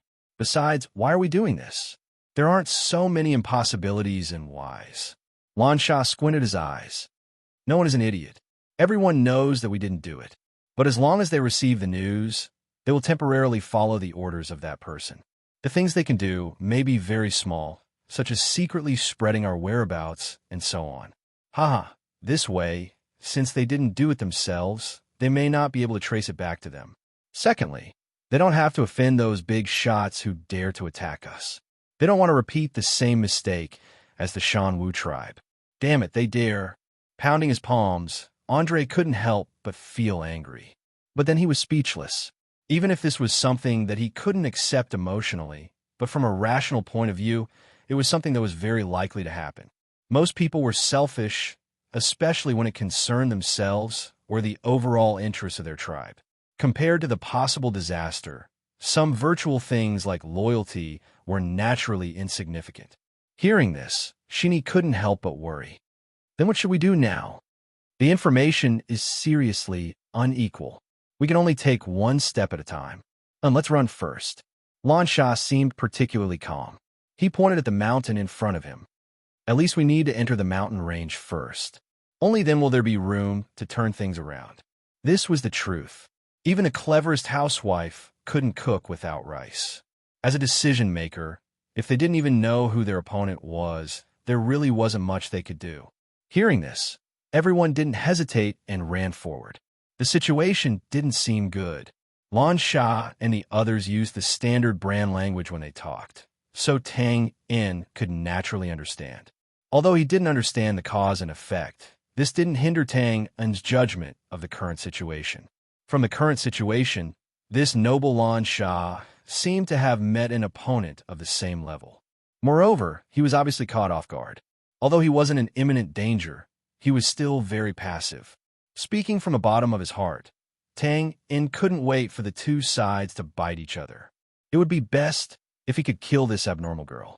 But the key problem now was that he was also in deep trouble. If he followed Lan Sha, at least he wouldn't die now. If Lan Sha and the others were killed or captured, then he, as a brand, would definitely die. Thinking left and right, Tang In suddenly realized that he seemed to be in the same boat as Lan Sha. He couldn't help but feel a headache. About an hour later, the sky was already a little dark. Everyone finally reached the mountain range first and didn't have to suffer the misfortune of being surrounded halfway. But at this time, Andre and the others discovered a black shadow in the wilderness behind them. It seemed to be cavalry and was running at high speed toward them. Lan Sha naturally couldn't see this scene, but this didn't hinder her from making decisions. As soon as they entered the mountain range, she led everyone to an extremely wide mountain peak in the periphery. Obviously, compared to running away pointlessly, she was more interested in knowing who the enemy was. They didn't have to wait for too long. Not long after, the cavalry in the distance swept forward like a gust of wind. Phew! War Lion tribe. Looking at the cavalry not far away, Andre took a deep breath and said word by word through his teeth. He was somewhat in disbelief, but also full of killing intent. Shini's expression also changed greatly, her tone agitated. How is this possible? They are betraying the tribe. They are rebelling. It's actually the War Lion tribe. What the hell are they trying to do? Inciting internal strife in the tribe? What the hell is going on behind us? As expected, compared to the agitated and indignant crowd, Lan Sha's expression was somewhat dazed. She narrowed her eyes, and no one knew what she was thinking. Just like what was said before, those who dare to make a move after knowing their identity couldn't be ordinary people. And although the appearance of the War Lion tribe was extremely shocking, it was actually reasonable, The cavalry galloped 3 miles away from the mountain peak and suddenly stopped.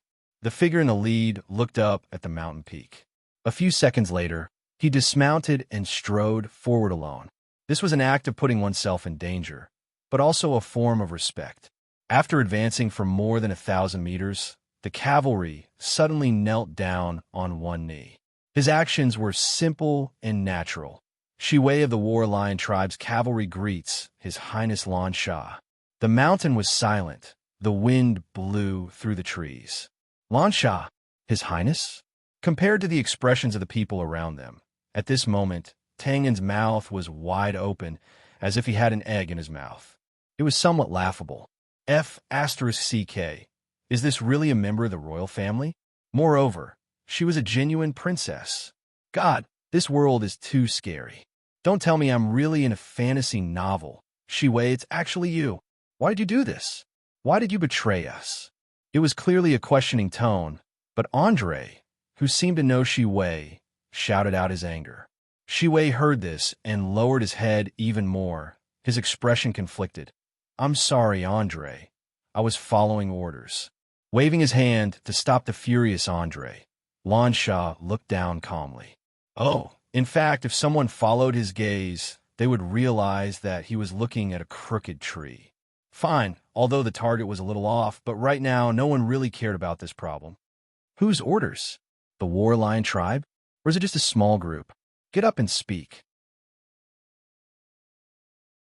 The voice that came down was not loud, but Shiwei heard it and subconsciously stood up, slightly hesitant, and shook his head. I'm sorry, Your Highness. I'm not sure about this, and I can't say. Okay. Lan Sha was not annoyed at being rejected and continued to ask, Then, why did you do this? Now is not a good time to betray us. It's because of something unexpected, right? It was just a guess without an explanation, but Shiwei couldn't help but be shocked when he heard it, his expression complicated. Your Highness' foresight is divine. That is indeed the case. Let's hear it. I'm also very curious about what could make the people of the War Lion Tribe betray us. Shiwei did not hide this, or perhaps he wanted to use this as an excuse to show that what he was doing was right, and said loudly, Your Highness, do you know that Commander N has died by the river of Saraguna? I know, it was Z who did it? That's right. Also, does Your Highness know that Z led 20,000 Zichan soldiers to the imperial city, broke through the gates, and burned to death with the main hall of the imperial palace? The mountain peak fell into silence, and even someone as calm as Lan Sha could not help but be shocked, his body trembling. The news they received before was that Z had killed his way into the heart of the northern wilderness and might be close to the imperial city. Who would have thought that Z would do things to this extent? It was truly shocking. Beside him, Tang In was equally shocked, and there was even a trace of sadness in his expression. There was no need to be shocked. The Bran War God was indeed the Bran War God. In this world, other than him, who else could come to the imperial city of the northern wilderness and visit the imperial palace for a day? As for sadness, it was because Z had died in the end. Although he and Tang had only played a game of chess and met once, that was all. But it had to be said that Z had left a deep impression on Tang In, as if he was an old friend. After a while, Lan Sha took a deep breath and asked with a frown, What does this have to do with the betrayal of the War Lion Tribe? Of course it does. Shiwei's expression suddenly became a little agitated. We've investigated, and the reason Commander N was hunted to that extent was because a plan that had been in the works for more than a decade was suddenly seen through by Z at the critical moment, resulting in a complete failure. Not many people knew about this plan, and the Empress was one of them. You're saying? Lan Sha's expression became cold for the first time. It was my mother who revealed the plan and caused Commander N's death. That's right. Ridiculous. Your Highness. Shiwei waved his arms wildly, very agitatedly interrupting Lan Sha's words. I know this sounds a little ridiculous, but did you know that when Z led his troops to attack the imperial city, he called out to the city 3 times in a row, Come out and meet me, and he could not forget it even until his death. Paused for a while, he panted, raised his head, and roared, "Huff! Your Highness, you must have heard the rumor about the Empress going to the brand more than a decade ago." "That's right. The brand that the Empress once liked is Z." Oh.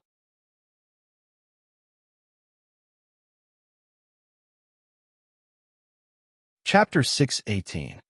The brand that the Empress likes is the Shiwei's roar echoed through the mountains, echoing endlessly. Because of this, the mountain peak fell into a short period of silence. The Empress likes Z, likes the brand god of war who has suppressed the tribe for decades, and for the sake of her lover's safety, she deliberately leaked information and killed Generalin? What a joke! The experts of the caravan who had never heard of the secret of the palace looked at each other, feeling that it was ridiculous. When they came back to their senses, they couldn't help but yell angrily. "How dare you blaspheme the Empress? Is this the reason for your betrayal? Ridiculous! Ridiculous!" Amidst the excitement of the crowd, Andre and Sydney looked at each other as if they were possessed by gods and gods, their eyes flashing. They knew about the secret, although they weren't sure if it was true or not. But if it was true, and Z said, "Come out and see me 3 times in front of the palace," then this matter, it was hard to say.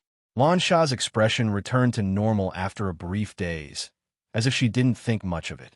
Of course, for someone as observant as Tang Yin, he could still see that Lan Shah's heart was not as calm as she appeared to be on the surface from the minute movements of her naturally drooping fingers curling, relaxing, and curling again.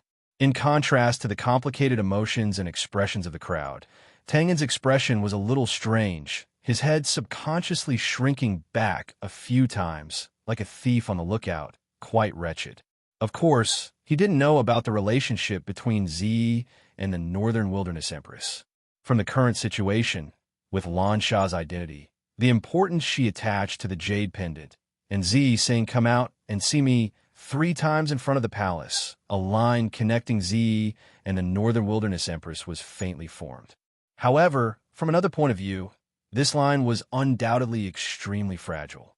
After all, it was too early to conclude that this matter was true with just these few clues.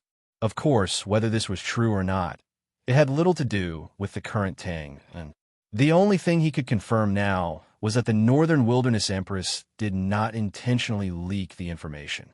That was because he had clearly stabbed Ong Rose to death with his dagger. Tang and didn't know that stabbing a seemingly crazy old man to death in a fit of rage would lead to internal strife in the Northern Wilderness. Yes, it sounded like a great accomplishment. However, if this matter were to be exposed, no matter how much Lan Shah valued that jade pendant, he would not hesitate to kill him. Thinking of this, Tang Yin couldn't help but grin. He immediately decided to keep this matter to himself forever and never speak of it. At this time, Lan Shah, who had completely calmed down, narrowed his eyes and said again, "This is the reason for your betrayal?" "That's right." Shiwei raised his head, his agitated expression not yet disappearing. Marshal and has been on the battlefield all his life, and has made countless achievements for the tribe. Now, he's been set up like this. Ridiculous. A sharp and cold voice cut him short. Lan Shah's lips curled into a mocking smile. Just because of an untrue rumor, just because Z roared into the city 3 times before he died, you automatically put all the blame on Mother? Ha, what a joke. Suddenly, his angry roar echoed through the valley. If that's the case, why don't we just let those clowns in the War Lion tribe admit that they have the intention to rebel? That way, people will think more highly of them. Shiwei's lips twitched at those words. In the end, he fell silent, but his raised head did not lower it. Just as Tang Yin had thought, both sides could not confirm the vague relationship between Z and the Northern Wilderness Empress. As such, those who believed in it would naturally believe it even more because of their preconceived notions. And those who didn't believe in it would find it even more absurd because of their preconceived notions. But no matter what, there was no turning back. Since the situation had developed to this point, both sides naturally could not back down. Lan Shah naturally knew this and changed the topic.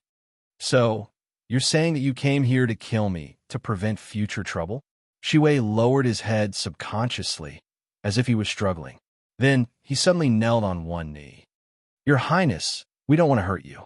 As long as you are willing to leave with us, I will guarantee your safety with the honor of the warriors and the tribe. There was no problem with this sentence, and it fully showed his respect for Lan Sha. But the hidden meaning was no doubt that Lan Sha had to surrender. If he resisted, the result would be unpredictable. Huh? Lan Sha's lips curled into a cold and mocking smile. Are you sure you can do this? Your Highness is the pride of the tribe. Of course we can't compare to you. Wei showed his weakness, and then slowly raised his head with a determined expression. But now, your Highness has no soldiers at your side. And this time, we came with more than 10,000 elite soldiers. Your Highness has no chance of winning. Damn it. Andre subconsciously clenched his fists and gritted his teeth. The expressions of the people on the mountain peak also became abnormally ugly in an instant. That was the logic. Lan Sha's strength was needless to say. But this strength did not come from his own strength, but from his tactics, strategy, and wisdom.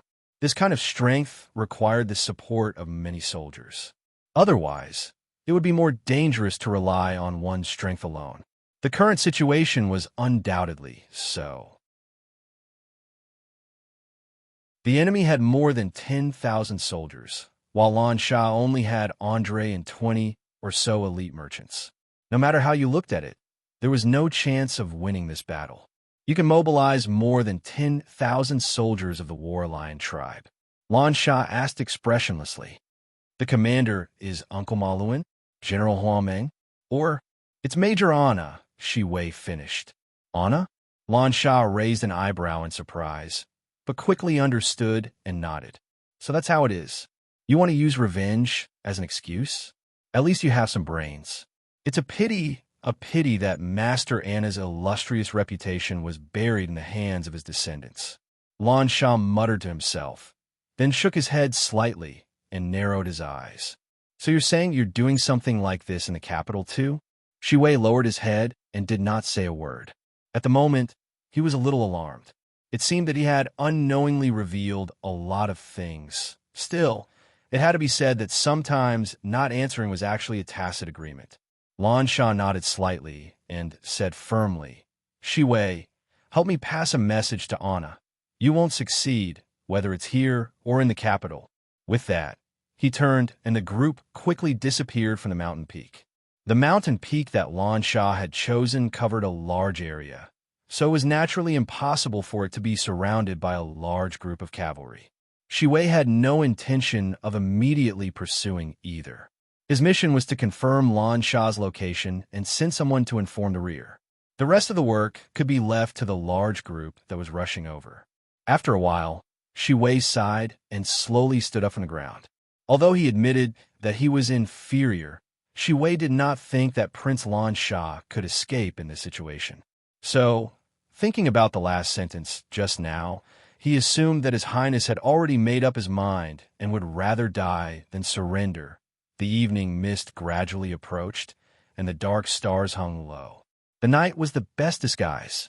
The majestic mountain range that usually looked majestic had taken off its outer layer of camouflage in the night.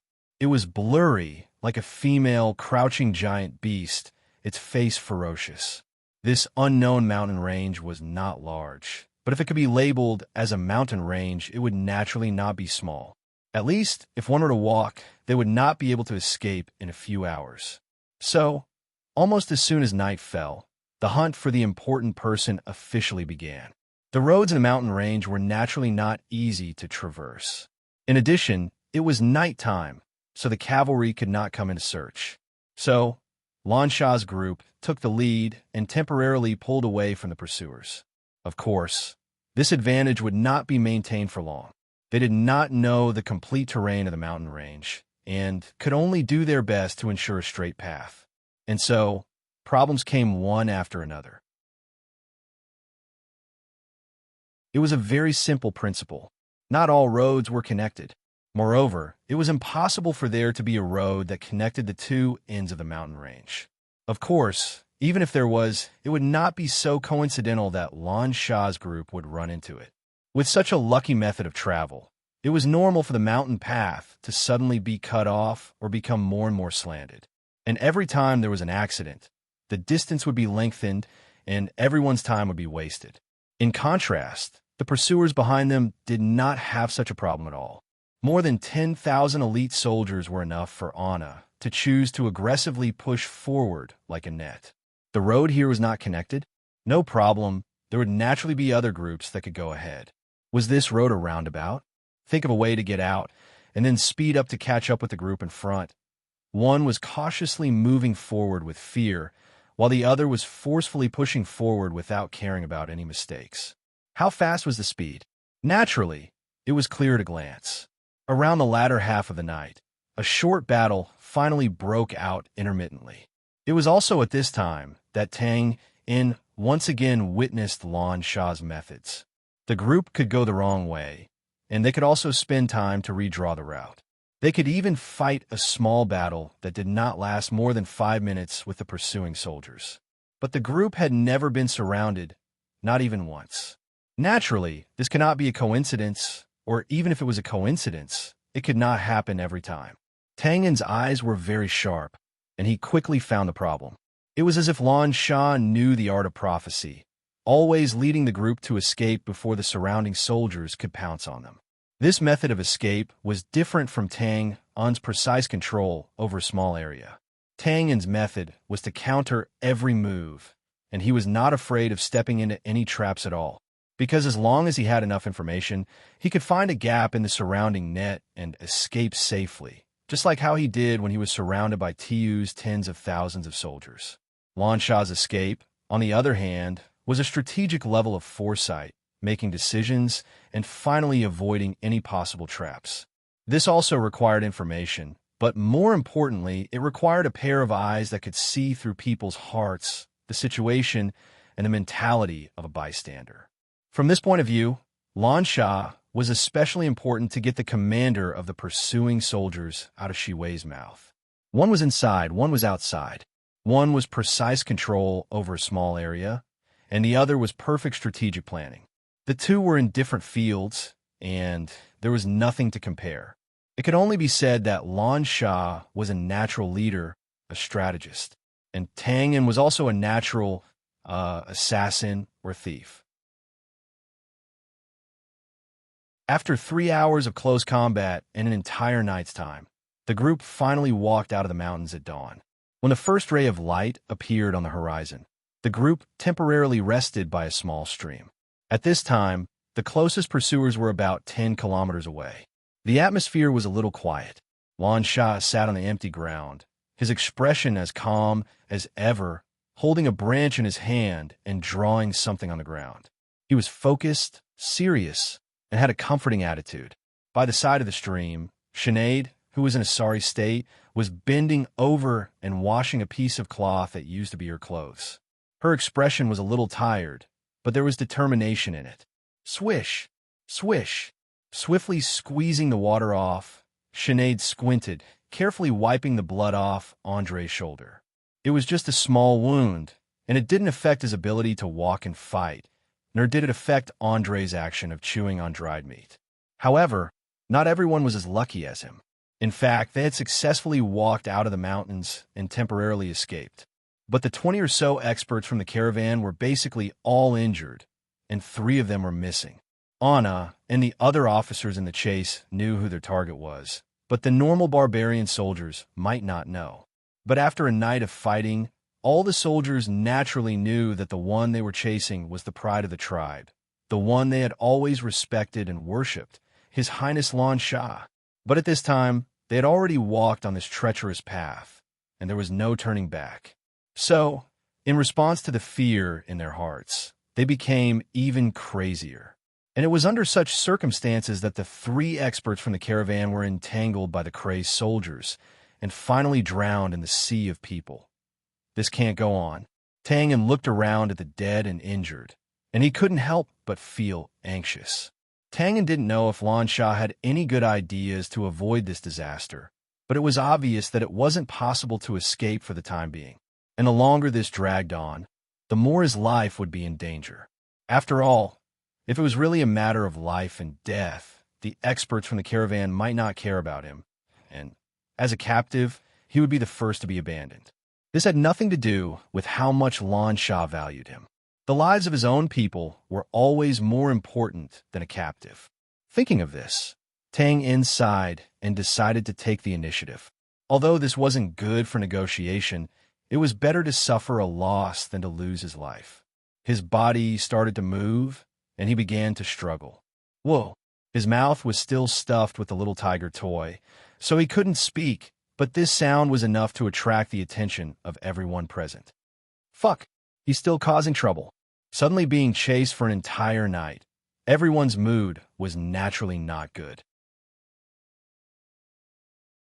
One of the experts from the caravan who was closest to them immediately cursed and got up to beat up Tang Yin. On the other side, Lan Shah frowned and waved his hand when he saw Tang Yin's anxious look. Bring him here. Ah? Removing the deformed little tiger toy from his mouth, Tang Yin suddenly felt relaxed, and his breathing became much smoother. He moved his mouth and said directly, "Water, I want to drink water." Lan Shah didn't care about this slightly disrespectful attitude and turned to look at Sheeny. The latter snorted and put the jug of water that Andre had just filled to the brim with the Tang Yin's mouth. "Gulialu. Oh, nice. Thank you." Tang Yin showed a bright smile to the stinky Sheeny and said again, "Is there anything to eat? I'm so hungry." This time, Lan Shah didn't say anything, as if he didn't hear anything, and looked at Tang Yin indifferently. All right. Grinning, Tang Yin looked at the messy map that Lan Shah drew in front of him. "The situation is not good now. What do you plan to do?" "Mr. Arthur, this isn't something you should be thinking about. You're wasting my time." Lan Shah frowned and looked at the expert beside him, shut his mouth and throw him aside. Fuck. Wait. This was the so-called under someone else's roof. You have to lower your head. Tang Yin didn't dare to delay, and said quickly, "Let's work together." Work together? Raising his eyebrows, Lan Shah glanced at the cold iron chains on Tang Yin's body. "Mr. Arthur, cooperation requires capital." Ignoring the mocking tone, Tang Yin recommended himself. "I'm sure you know that I'm good at escaping. To be honest, I'm much stronger than your subordinates. So if we work together, the chances of escaping will be much higher." "Good capital." Nodding, Lan Shah narrowed his eyes. "But Mr. Arthur, you know that it's because of this capital that we can't work together." "Worried that I'll escape?" "Actually, this doesn't conflict, right? At least we're on the same boat now. And if you're worried, you can add some restrictions on me." Shrugging, Tang Yin said in a sincere tone, "You have a lot of gadgets on you. You can feed me poison. Of course, it's best if I don't die immediately." Hearing this, Lan Shah's thin eyebrows moved slightly, as if he thought of something and became interested. After a few seconds of silence, he raised his head and asked, "What do you want?" Since Tang Yin took the initiative to show his ability, Lan Shah naturally knew that the other party had a request. "Let me go after this." "Impossible." Without even thinking, Lan Shah directly narrowed his eyes and denied. "Phew! If this continues, we'll both die." "Not necessarily." Shaking his head, "And if it really comes to that, I can guarantee that you'll die in front of me." The water of the stream flowed past. Just like that, it flowed forward cheerfully and tirelessly. But the atmosphere here, which was less than 10 feet away, was not like this. As the two sides looked at each other without backing down, the air was a little thick and stagnant, and there was a moment of silence. After a while, the expressionless Lan Shah broke the silence first. "If you can really provide help, I can give you a chance to surrender." It was just a chance, but he might not be able to live. But Tang Yin knew that this was already Lan Shah's bottom line, and forcing it would likely anger the other party. With a long sigh, "Okay, happy cooperation. I hope so."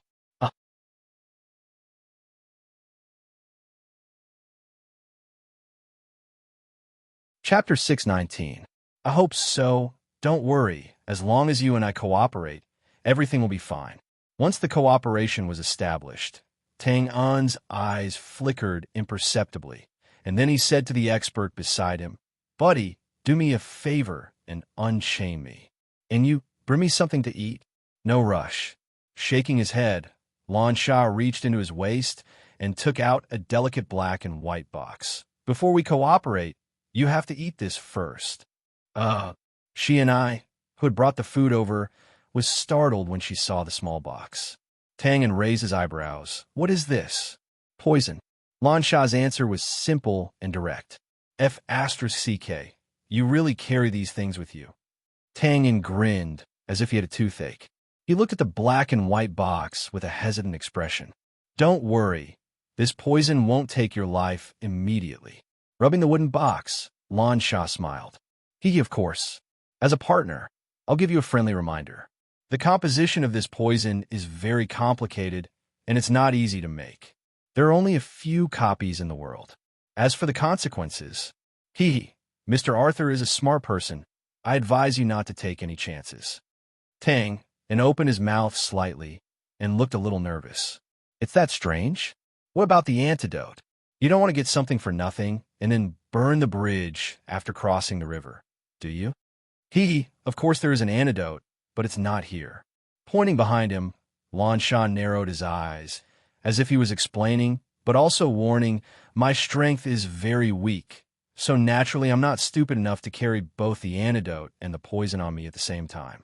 And to tell you the truth, the antidote is in the Imperial City. Speechless, Tang smiled bitterly. You're really cautious. Thank you.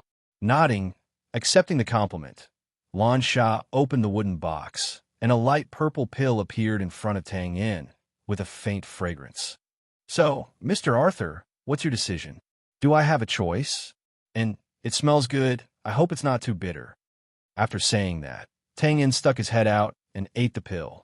His throat moved, and then he smacked his lips. Not bad. It's a bit sweet. As long as you like it. Phew. Exhaling, Tang shook his head, seemingly helpless, and then looked at the expert beside him, signaling him to unchain him. When the expert saw Twain swallow the poison, he did not suspect anything. He bent over and was about to undo the chains. But at this time, Lan Sha waved his hand, took the piece of meat from Shini's hand, and put it in front of Tang mouth again, smiling faintly.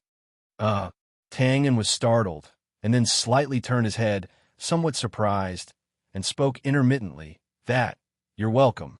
Unlock it first. I'll do it myself, it's fine. Clap, clap, clap. Clapping his hands a few times, Lan Sha gave a thumbs up, his expression full of admiration. Your expression is natural, just right. What's more, your reaction is quick and on point, without showing any flaws. If I didn't know that this poison's composition is complex with a bitter, spicy, sour, and sweet taste, I'm afraid I would be fooled by you. Pause for a while. She and I and the expert were stunned. Lan Sha held a small tiger toy in one hand and handed over the piece of meat with the other. So, Mr. Arthur, are you going to swallow the pill in your mouth first, then eat? Or do you want me to use this toy to block your mouth? The stream water splashed, and the scene was silent. After a while, laughing dryly, Tang licked his lips, opened his mouth, and under Lan Sha's half-smiling gaze, rolled the purple pill that should have been swallowed long ago with his tongue, and directly put it into his throat. Then his brows slightly wrinkled, and, as expected, a complicated and indescribable feeling rose from his chest, rushing straight to his throat. Cough, cough. Coughing twice, Tang helplessly smiled at the expert, who was obviously shocked. Buddy, it's fine now. Let's unlock it. Hearing this, the expert subconsciously took half a step back, turned his head, and saw Lan Sha waving his hand. Then the corner of his mouth twitched a few times and came forward to unlock the chains. At this time, Tang seemed to have completely accepted his fate, his head drooping and eyes closed, looking slightly depressed. Seeing this defeated appearance, she and I naturally felt great and waved her small fist to show off.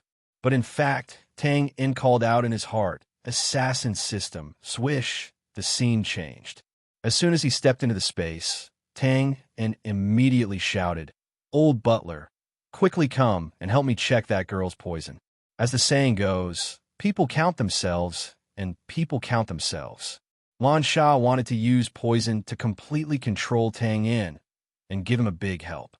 How could Tang In not want to take this opportunity to remove the shackles and successfully escape?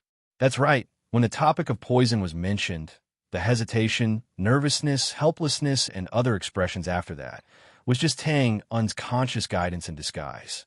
Don't forget, Tang In's current physique was extremely abnormal and even somewhat mutated.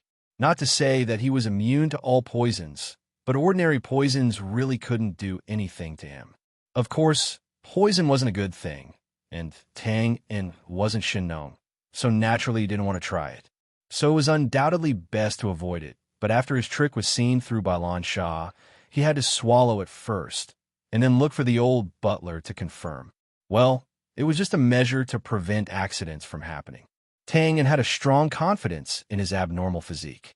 But the old butler who was lying on a rattan chair reading a book didn't even raise his head and directly said, "I've already seen it. With your current physique, you can't resist this kind of poison." Nanny. Tang In heard this and exclaimed, and his face changed dramatically. "How is that possible? Didn't you say before that my body isn't afraid of ordinary poisons?"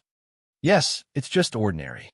The old butler closed the book, turned his head, and waved his hand, and a light screen appeared out of thin air. Unfortunately, this poison isn't ordinary. What appeared on the light screen was a diagram of Tang In's body, the kind that was translucent, and his meridians, blood, internal organs, and so on could be seen. Now, in all parts of his body, faint purple spots of light were swimming around along with the constantly flowing blood, like stars in the night sky, quietly twinkling.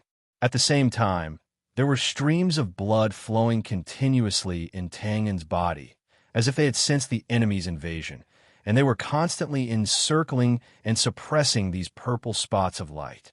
But no matter how they swallowed and scoured, the purple spots of light were not affected at all, and they were still flowing with the waves, happy and content. Seeing this, the old butler waved his hand again, and the light screen disappeared. "Your physique is still not good enough, or it could be said that the system level and blood level are still not high enough, so it's not enough to expel the poison." "Damn it, aren't you cheating me?" In fact, the old butler pinched the bridge of his nose, and his expression was calm. "This poison was taken by your own initiative." Crack. Holding his head, Tang In's expression became more conflicted. Indeed, that poison was taken by his own initiative, and it was in a state of self-satisfaction. Then what should I do now? Good question. The old butler spread his hands. "I don't know either. Mr. Arthur in?" "Oh, what?" After returning to reality in the midst of the repeated calls, Tang In subconsciously responded, and only then did he realize that the chains on his body had been removed. Of course, the current Tang In was no longer happy about the success of his scheme. On the contrary, looking at the always calm Lan Sha in front of him, he wished he could suddenly capture her, then strangle her neck and roar, "Can you be any more King poisonous?" Perhaps seeing that Tang In's expression was a bit off, the masters who gathered around stepped forward subconsciously, but they immediately dispersed when Lan Sha waved his hand and said calmly, "Although I don't think it's necessary to remind you, but, Mr. Arthur, you have no other choice now." Moving his stiff limbs, Tang In was undoubtedly in an extremely bad mood. However, he knew what was important and what was not. He waved his hand in annoyance and said, "I know. Ask whatever you want." Nodding, Lan Sha asked, "Okay, how much strength do you have left? What stage are you at?" "About 70 to 80%. I could be considered Earth level." There was nothing to hide about this, not to mention now that only Lan Sha was safe, Tang In's life might also be saved. Thinking of this, Tang In slowly calmed down and simply sat in front of Lan Sha and gnawed on a piece of meat. "Earth-level warrior? Not bad. Mr. Arthur, what other specialties do you have?" "Specialties?" Tang In raised his eyebrows, the corner of his mouth raised, and revealed an evil smile. "There are many places on my body Which one are you referring to specifically? As soon as he said this, the scene was silent. In the next moment, the chill rose violently. Andre and the others with ashen faces slowly surrounded him, and the surrounding black gas faintly emerged. Blinking. Tang Un's expression at this time was very innocent. To be honest, after he said those words just now, he was also stunned. This wasn't his style at all. Then a flash of lightning flashed through his mind, and he remembered that the old butler said that the ghost body and evil body skills would subtly change the host's personality. He couldn't help but grin, vaguely feeling that he was unjustly implicated.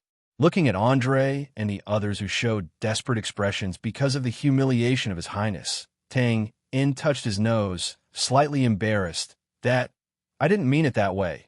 Waving her hand, Lan Sha motioned for everyone to leave again. Her face was expressionless, as if she didn't hear the flirting words just now.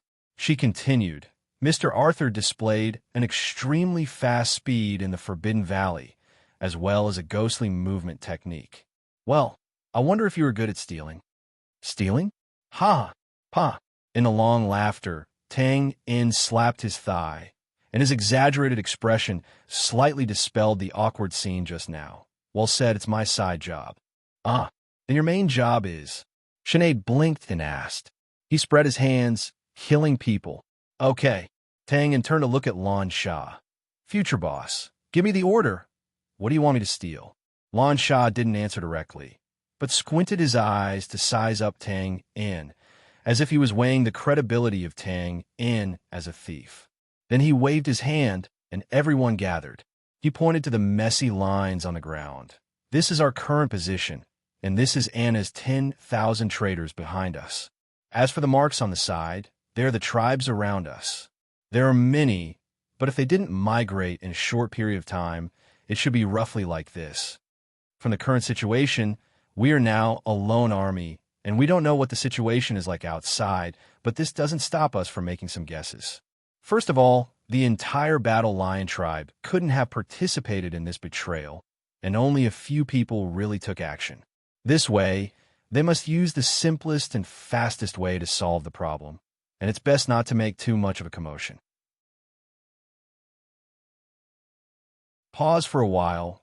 Lan Sha looked relaxed. This is our chance. As long as we can hold on for a while, the 10,000 traders chasing behind us will naturally collapse. Tang In smacked his lips and couldn't help but secretly nod. Putting other factors aside, this girl with bad eyesight in front of him indeed had the ability to see through the current situation. This was the logic.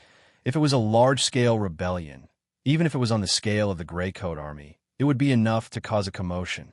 But their current position was actually not far from the Imperial City, but so far they hadn't received any news of such a thing. It was also because of this that they were ambushed by the Shan Wu tribe. It seemed that the traders were just like Lan Sha's analysis.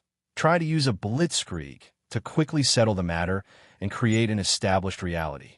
So the longer this dragged on, the more disadvantageous it would be for them. Captain, you give the order. What should we do now? After some analysis, everyone was obviously excited, and someone asked anxiously. It's very simple. We just have to do something to these tribes. Lan Sha's palm pressed down on the many markings on the ground. With our current escape method and speed, it's only a matter of time before we're caught. Only by relying on these scattered tribes can we have a chance to break out of the encirclement or even gather forces to fight back. Captain, scratching his head, Andre looked a little puzzled. Will these tribes still stand on our side now? Anna and the others must have already sent people out to inform them one by one. Just like before, in the face of an irresistible disaster, the weight of loyalty was as light as a feather. As long as Anna and the others went to visit these small tribes one by one, then even if Lan Sha revealed his true identity, there wouldn't be many tribe leaders who would dare to help. Haha, it's fine. Lan Sha's expression didn't change, as if he had expected this. After all, it's a betrayal. Even if these small tribes are afraid of Anna's tens of thousands of people, they won't dare to stand on our side. But at the same time, they won't blatantly help Anna and the others. At most, they will make some small movements. And, at this point, Lan Shah's eyes narrowed, revealing a thought-provoking smile. We don't need their consent to get their help. Eh. Hearing this, everyone was confused. But then everyone, including Twain, looked at Lan Shah expectantly. Obviously, they were very confident in her. Shini directly grabbed Lan Shah's arm and said coquettishly, "Captain, don't keep us in suspense. Quickly tell us. What should we do?" "Haha, don't worry. Where's your pen and paper? Take it out. I'll tell you to write." Seeing Shini quickly take out the encyclopedia-like book and flip it to a blank page, Lan Shah narrowed her eyes and said, "Notice of rebellion, annihilation. Idiot, you have to write this in the middle. Write it in a bigger font and make it stand out. And next is my identity." The words on the paper were barbaric, so Tang naturally couldn't understand them. But fortunately, when Lan Shah dictated, he spoke the standard brand language. So after listening to a few sentences, Tang immediately understood that this was a denunciation similar to a declaration of war. As for the content, it was nothing more than exposing the crimes of Anna and the others, calling on all tribes to protect the dignity of the Empress. The style was slightly exaggerated, but because of this, it was full of emotions, making one's blood boil. Very quickly, under Shini's pen, a majestic and infectious declaration of war was concocted. Lan Shah carefully tore off the page, looked it up and down a few times, and nodded with satisfaction. "Ha, it's done." After a few laughs, Lan Shah let Shini find a few dozen pages of totem-like drawings of flowers, birds, insects, and beasts in the book, and said, "My plan is like this. We have a total of 20 people, excluding me and Shini. The rest will be sent to a tribe. Of course, you have to first memorize the tribe's totem, then sneak in with a notice, and find the tribal chief seal with this totem. It should be in each tribe's chief's room. At that time, all you have to do is stamp the seal on the notice and then sneak out." Haha, you should be able to guess what will happen next. That's right. When we enter a tribe with this notice with many tribal seals, do you think the tribe's chief will agree to help? Pause for a while, sweeping a glance at the stunned Andre and the others. Lan Shah continued, "Of course, in order to guarantee the success rate, I will decide which tribe to send based on everyone's strength. So, Mr. Arthur, your strength is the highest here, and the tribe you need to sneak into is also a large tribe in this area, the barbarian bear tribe. That's all I can think of for now." Wah. Just as he finished, Shini hugged Lan Shah's arm like a coy's bear. "Captain, you're so cunning. Ha! This is a good plan, to gain something without risking anything. Ha! I can't wait to see the wonderful expressions of the various tribes' chiefs. Ha!" Without a doubt, although this plan hasn't been implemented yet, it is definitely feasible, and the results should be remarkable. It must be known that those small tribes are all fence-sitters and are indecisive. When they see so many tribes agree and even stamp their seals on the paper under the herd mentality, they naturally won't reject. In this way, the momentum of the tens of thousands of people can be considered broken. Captain, what about me? What should I do?" Hugging Lan Shah's arm and jumping around, Shini seemed to be very impatient. "Hee, your job is the same as mine. Copy a few more copies of the notice." After pacifying her, Lan Shah clapped his hands to attract everyone's attention. "This is the plan. Does anyone have any other questions?" "No." Andre and the others all shook their heads, not to mention their blind faith in Lan Shah. Just looking at this wonderful plan, there were no problems.